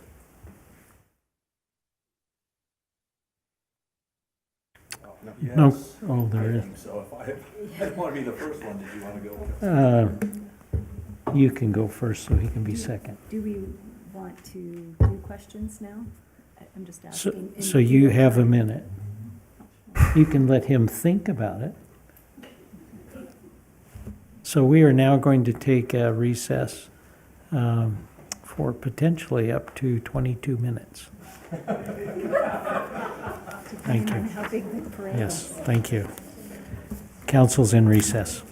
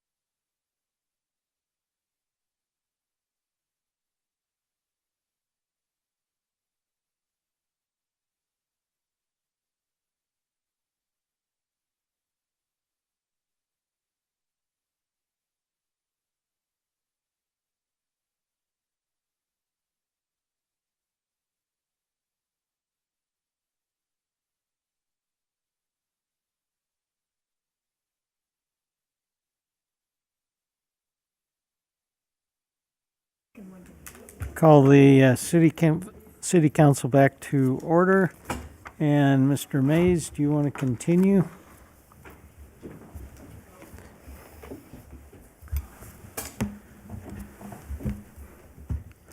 Staff will take questions. Okay, thank you. And I think we had two people who wanted to argue about who was going to go first. No argument. Okay. Councilwoman Jorgensen, please. Thank you, Michael. I'm not sure per se if I have a question. I have much comment. Is this the time? It's a great time. This is a great time. First off, Is this for Michael though? 'Cause I it's have not questions. for Michael. I No. have questions for Michael. I defer to Steve, who now has questions. Thank you. I just want to ask a couple questions that can be clarified, make sure we're all remembering that we're on the same page here. So, short-term rental definition, one more time, please. Short-term rental definition is a rental that is less than 30 days. That's Okay. what makes the distinction between renting on a monthly basis and a short-term rental. And then I'll continue with that thought. The only thing we're addressing here tonight is short-term rentals. That is correct. No other use, no other part of Title 11, short-term rentals in the current zone that it's being utilized in. Correct. And then I wanted to ask for a summary statement, and this might be more appropriate for our city attorney, to restate, in essence, the state law, the assembly bill that actually started this whole thing about allowing short-term rentals with regulations or not. So if we could have our city attorney maybe just re-summarize that for everybody here and those listening. Yes, so Assembly Bill 363 was passed during the 2021 legislative session. It required all municipalities in counties of populations larger than 700,000, currently Clark County, and populations more than 25,000 to regulate short-term rentals. Boulder City, being as our population is under 25,000, we are exempted from that requirement. So Assembly Bill 363 put in place different parameters that were required of municipalities to regulate the short-term rentals. Because Boulder City is not included, we can choose to regulate or we can choose to prohibit. And the state law gives us that latitude. That's right. Thank you. And then I think probably my final question, and it has been alluded to at very least tonight. When we say we have our Title 11's zoning ordinance, right? And we have all the multitude of zones. We have residential zones, single-family dwelling, multifamily dwelling, C1, C2, manufacturer, energy zones, and all the variety of zones we have in Title 11 that municipalities have the right to create, right, across the country. And we have ours that also list permitted uses within those zones. Now, it's been said and here tonight, and I think it's not, I don't know how many people have had this response from they say from calling the city, whatever department they spoke with, that, well, they're allowed, well, they're not allowed. They're permitted, well, it's a gray area.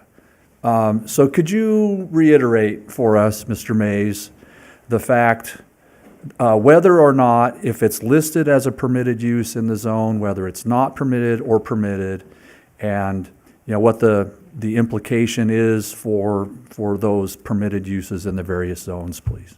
Every zoning district in the community, and this is all regulated by Title 11, has permitted and conditional uses. The permitted uses are permitted by right. The conditional uses have to go through a public hearing process to evaluate their suitability for that particular location. If a use is not listed as a permitted or conditional use, it is prohibited. That would require a text amendment to add that use to be allowed within a particular zoning district. I guess I do have a follow-up. I'm sorry. Is there anything in the zoning ordinance for residential zones that addresses or allows or puts limitations or any statements about commercial use for renting property, short-term or otherwise, and how that relates to the conversation tonight? Commercial use within a residential district. We do have home occupations that are listed that are permitted within residential zoning districts. Those that are not listed are not allowed.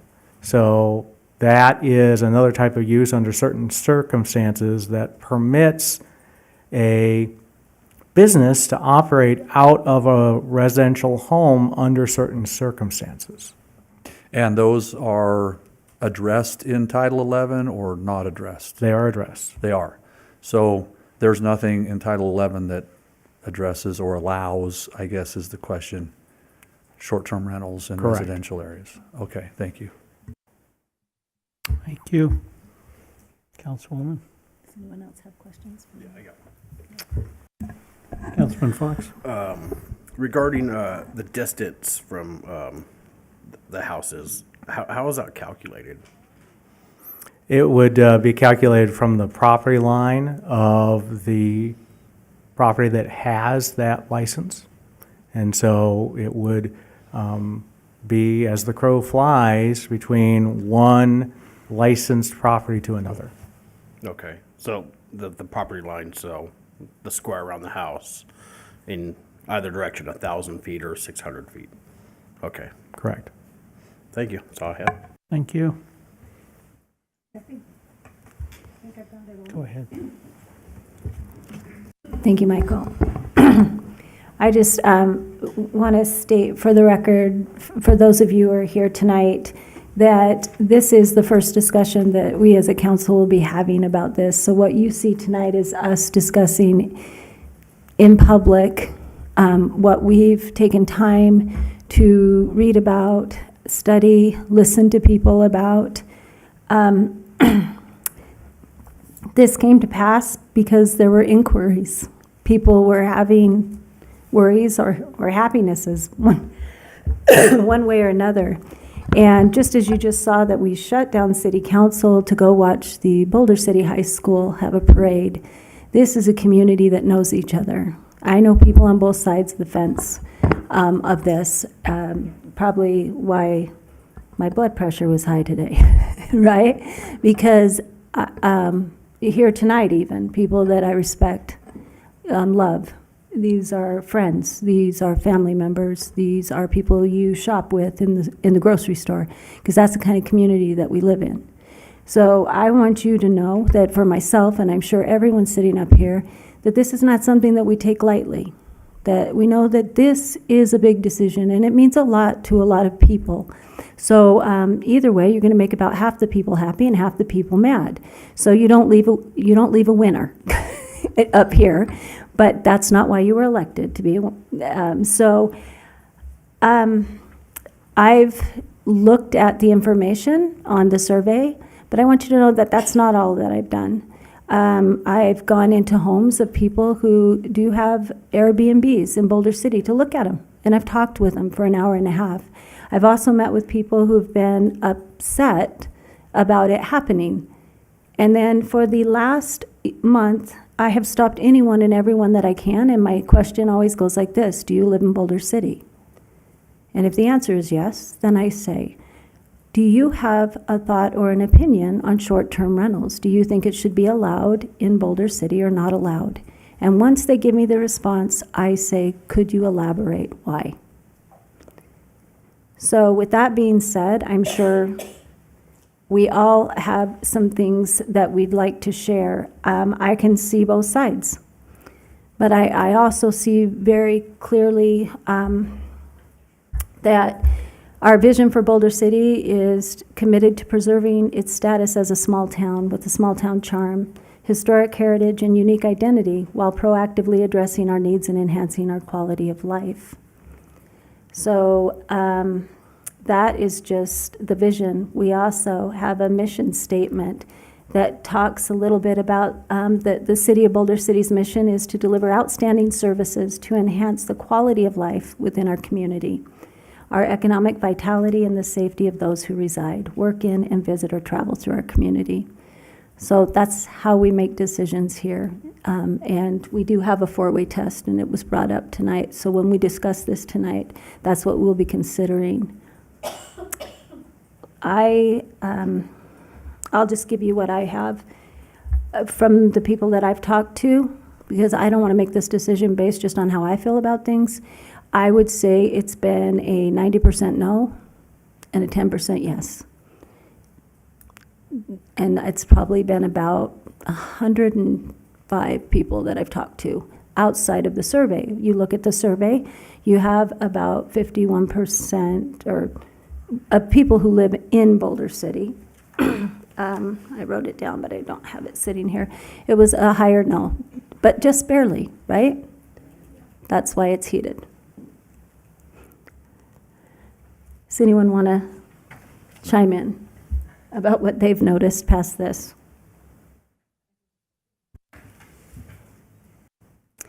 I've kind of done the same thing, and my question is, how do you feel about the Airbnb? And I get a response, and then how do you feel about an Airbnb next to you?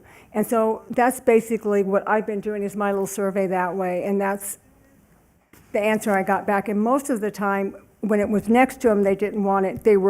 Most of the time, they didn't care about the Airbnb until I said, do you want one next to your house? And then it was always, no, I don't want one next to my house. So I think I just have to kind of listen to the community today as we move forward. And that was what my survey found from talking to people. And I probably have talked to over 100 too, as you have, because it's been quite an issue. So thank you. Thank you. Councilman Fox? Yeah, it's been about 50-50 for me, and it's a hard decision. But like the way I think, right, we are a destination town. We strive on tourism, right? People come to the dam, they go to the lake, and it's hard to find a hotel room here in town. I don't know if anyone's tried. There's been a couple times when my AC went out. I needed to go somewhere for a day or two. I did not find anything in town. I had to get one at the Hoover Dam Lodge, which it's not far, but it's far enough away to be an inconvenience when work and everything else is right here. So when we want people to come to Boulder, and we want them to stay in Boulder, we don't want them to stay in Vegas and have to come out here for the day and leave. It'd be awesome for them to be able to stay out here when we have Art in the Park and the big events here in town. Because again, we are a destination town. And so the more people we have, the better the community does. When the money's rolling in is when we really stride. So that's kind of where my opinion is.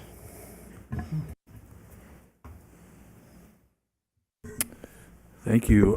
First of all, for everybody here and those that have left already, if they're listening or watching, the civility has been exemplary. So thank you all for your comments, for being here, for participating, and for, really, I think this is the example of Boulder City, of the Boulder City we know, is good people coming together and talking civilly with each other and trying to work things out where it's best for our community. We all have our personal interests, but thank you all for the way you've approached this. I can't tell you how much we appreciate that.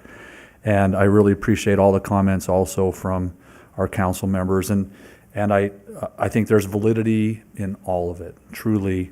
For me, it comes down to, because it is such a complicated matter, or could be, I try to narrow it down to some more simple things that can be identified. So I'll outline those and how I feel as a representative of the entire community. One thought that continuously has come up is in all the research I've done, and I've read hopefully as much as anybody here has, because many of you have provided information to me in my own research. And we all remember when short-term rentals were not a thing, right? Were not even conceived of, and most of us here are old enough to have seen the evolution of short-term rentals become prolific in various communities and across the country. And I think when they started, nobody envisioned 10 years from that time what they would become in many communities. And so we find ourselves in this little window of time right now with the benefit of hindsight, but without the benefit of looking forward. But we have to use what we've learned from the past, right? So I don't know that any of us can imagine for Boulder City what it would look like in 10 years if we were to change the current course of allowing, or not allowing, whatever we want to say, of the current course of Title 11, which is not allowing. And so that's a concern for me. Having seen, and in much of the research, this is the other half of that statement, is that many communities, those that are in the western United States, those that are big communities, small communities, north and south, many are trying to put the genie back in the bottle because it's grown beyond what they expected it would become, or could even possibly envision 10 years prior to the day now that we're in. And so many of those communities are now regretting the proliferation to the degree, and then when they're trying to pull back, then litigation ensues for a variety of reasons. Now removing a right that was once enjoyed, or any other constitutional perceptions that they feel they can do. And I agree, I'm a property rights person, up and down, true blue, but I don't view this as a property right in a vacuum. We have Title 11, and Title 11 has been in place in our community since our community was incorporated. And we have seen the community grow in compliance with that title. And so the question becomes then, do we want to change Title 11 or not? Really, it becomes that simple. Do we feel that there's compelling reason to alter the current code, or leave it the way it is? And so I think that's a fair enough analysis as we break it down with these other considerations. And I won't go into all of the comments, but again, on both sides, they all have validity. I agree on, just because you have a permanent neighbor doesn't mean they're going to be the best neighbor you've ever had, or just because it's a temporary neighbor doesn't mean it's going to be bad, and everything in between. But in my opinion, it doesn't rest there. We could debate this almost equally for years and still kind of come to, well, I don't know, let's wait and see. The challenge I have with coming to changing Title 11 is what I've seen in the research. Now, we have a self-induced housing shortage, right? We have the section in our charter that says we cannot sell greater than 1 acre without a vote of the citizens. That's a big deal.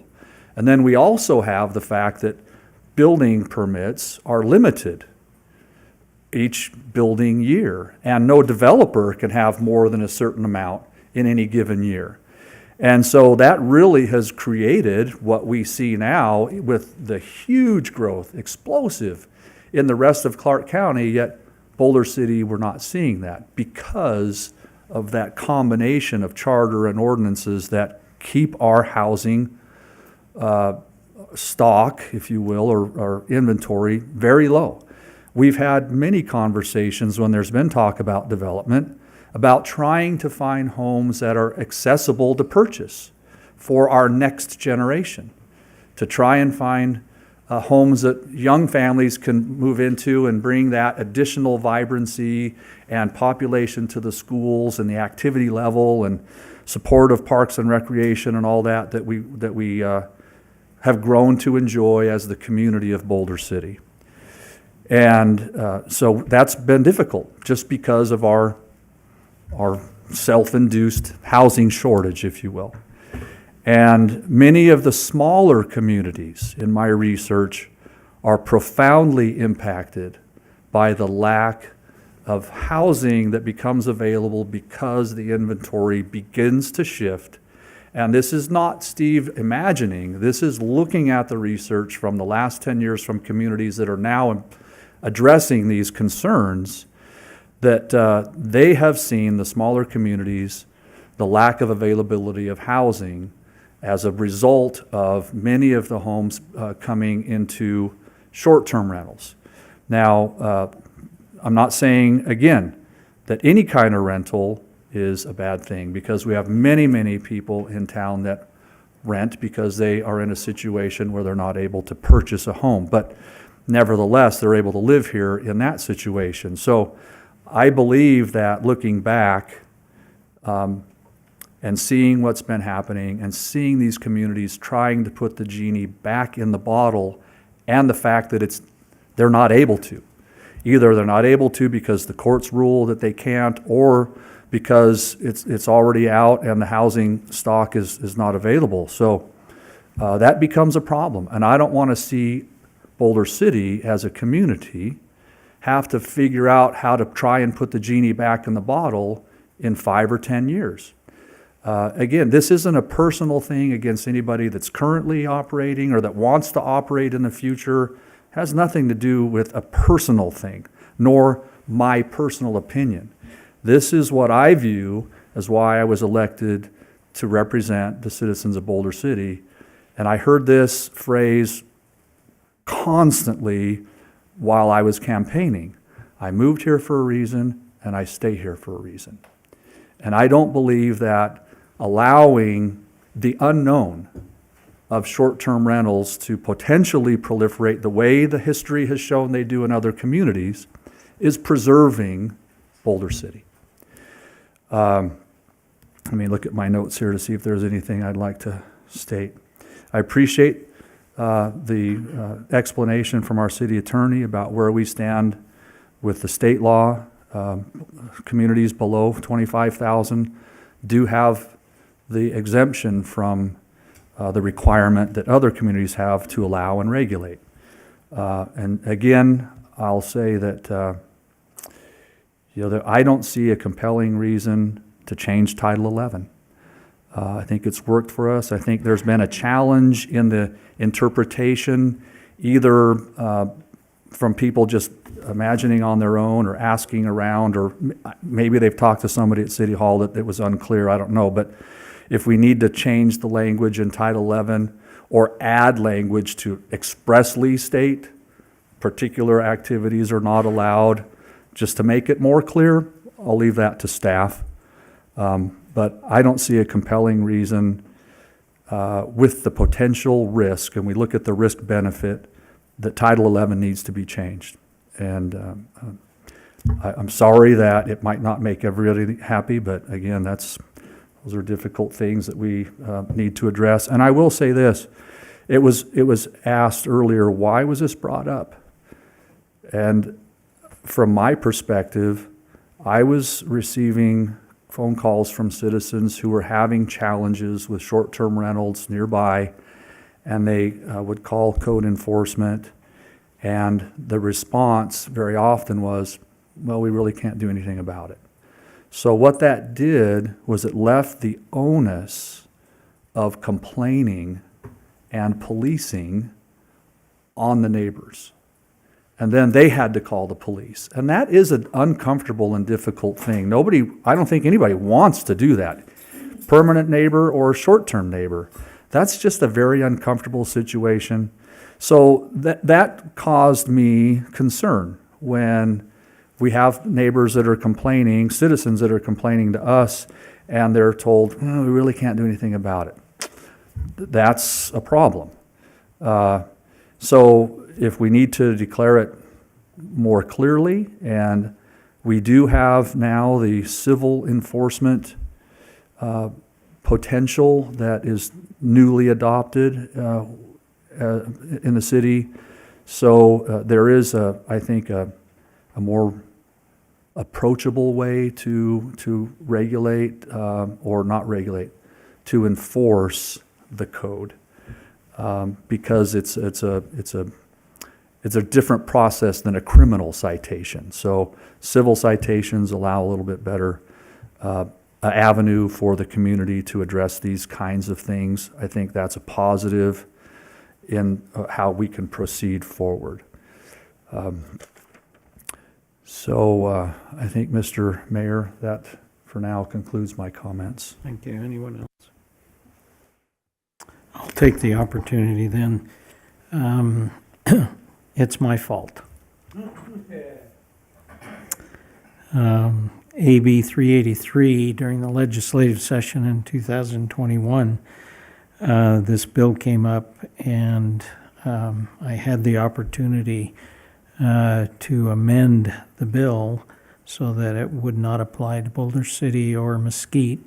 And in legislative processes, you have to do that by a population cap of 25,000. So my district could have their autonomy to do what they wanted to do. And my hometown, Boulder City, I thought, I do not want Clark County or another municipality or someone else in the state being in control of what we did in Boulder City. And so I put in an amendment. It was accepted and passed, and that's why we're here today, because we have the opportunity to make a decision. And decisions sometimes are more difficult than others because, as you saw in the graphs, I'm going to offend at least half of the people in some way, depending on what we do.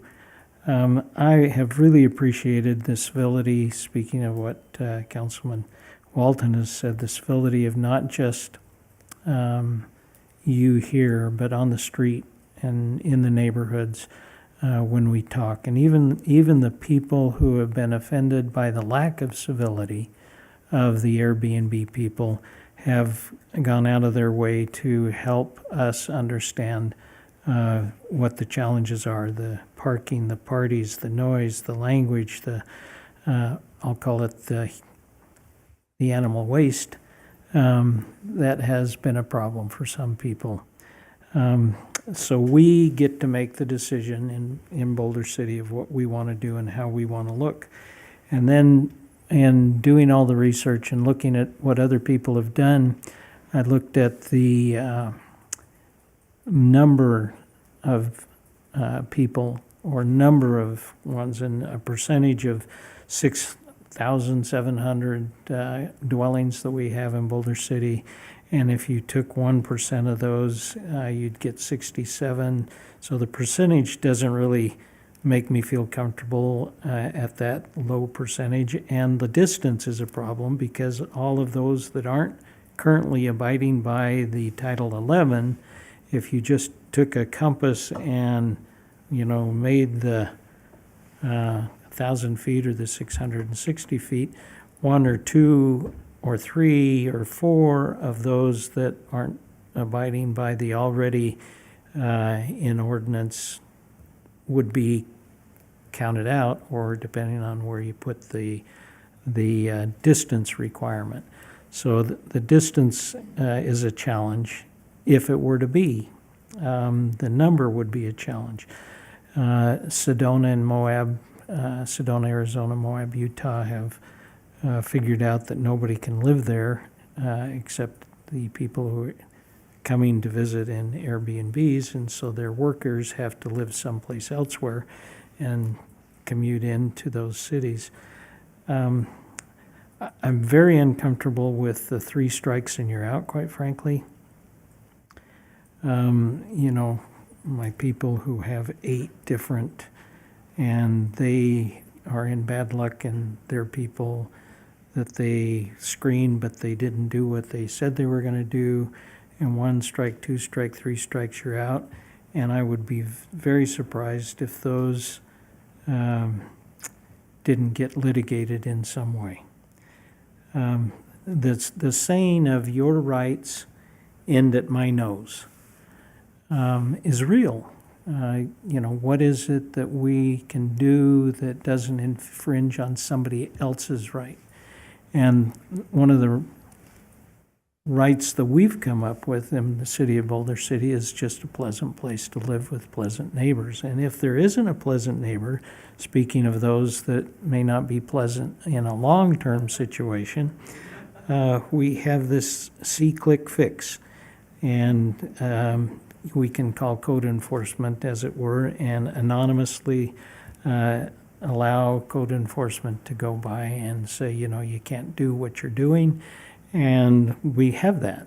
And so that is something that we can do for the long-term challenges that we have, besides just trying to be nice to our neighbors. I'm left with far more questions than I have answers. And I feel like for instance, trying to limit the ownership of a short-term rental to only somebody who lives in Boulder City, I don't think that would fly in any constitution, or, it wouldn't stand up in any court. So trying to refine who's allowed, who's not allowed, and where they can be and where they can't be. There's a word for impossible. It's called problematic, and that would be, quote, problematic. So that I think we would be biting off more problems by, quote unquote, approving regulations than we would be prohibiting. And so I would be in favor of continuing to do what we're doing and appreciate Title 11 as it stands. And clarifying that is that we will make sure that the short-term rental understanding is it's prohibited here in Boulder City. And that's kind of where I stand. Any other questions or comments? Do I have a motion?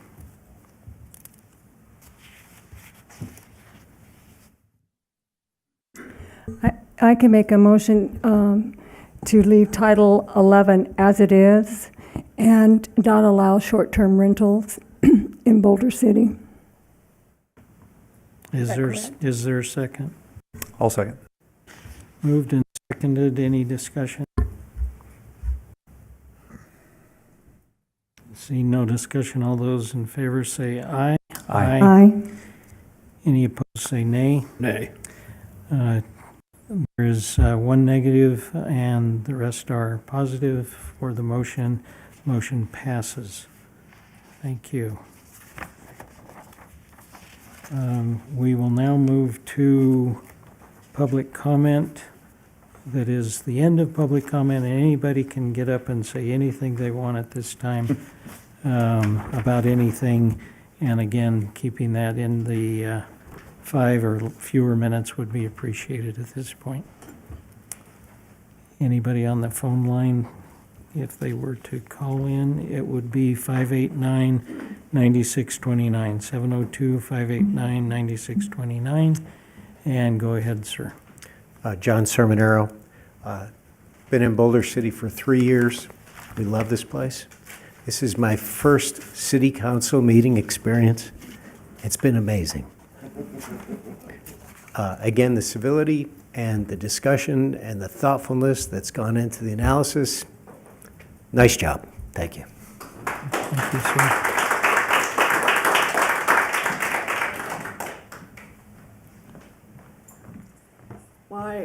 Hi, my name's Carrie. I unfortunately wasn't able to attend because the meeting time seemed very, honestly, just got to say, somewhat inappropriate with it being at 4 o'clock with the homecoming parade. So it's difficult. So I didn't see the presentation that was shown. I am a little bit surprised at the level of subjectivity that was presented. I work in the casino business, so our meetings, there's a lot of data on the screen, and so I just would provide some feedback that it seems that we've all had conversations with our neighbors, so I'm not sure that how that justifies decisions. So I would just give some commentary that it seems, like I said, the level of subjectivity, I'm actually kind of shocked that there's not more specific data shown around the ones that are running, statistics coming from Airbnb, just a lot of more quantifiable conversation. So, but thanks. Could you identify yourself, write your name and say your last name too? Oh, last name is Spooner. Is there a sign-in sheet there that you can sign your name? But I do, appreciate the process. Like I said, I'm not familiar with how these typically go. I just know that in my work, in order to make an actual strategic decision, like we have to look at data together to see the results. So I find it shocking. Thank you. Thanks.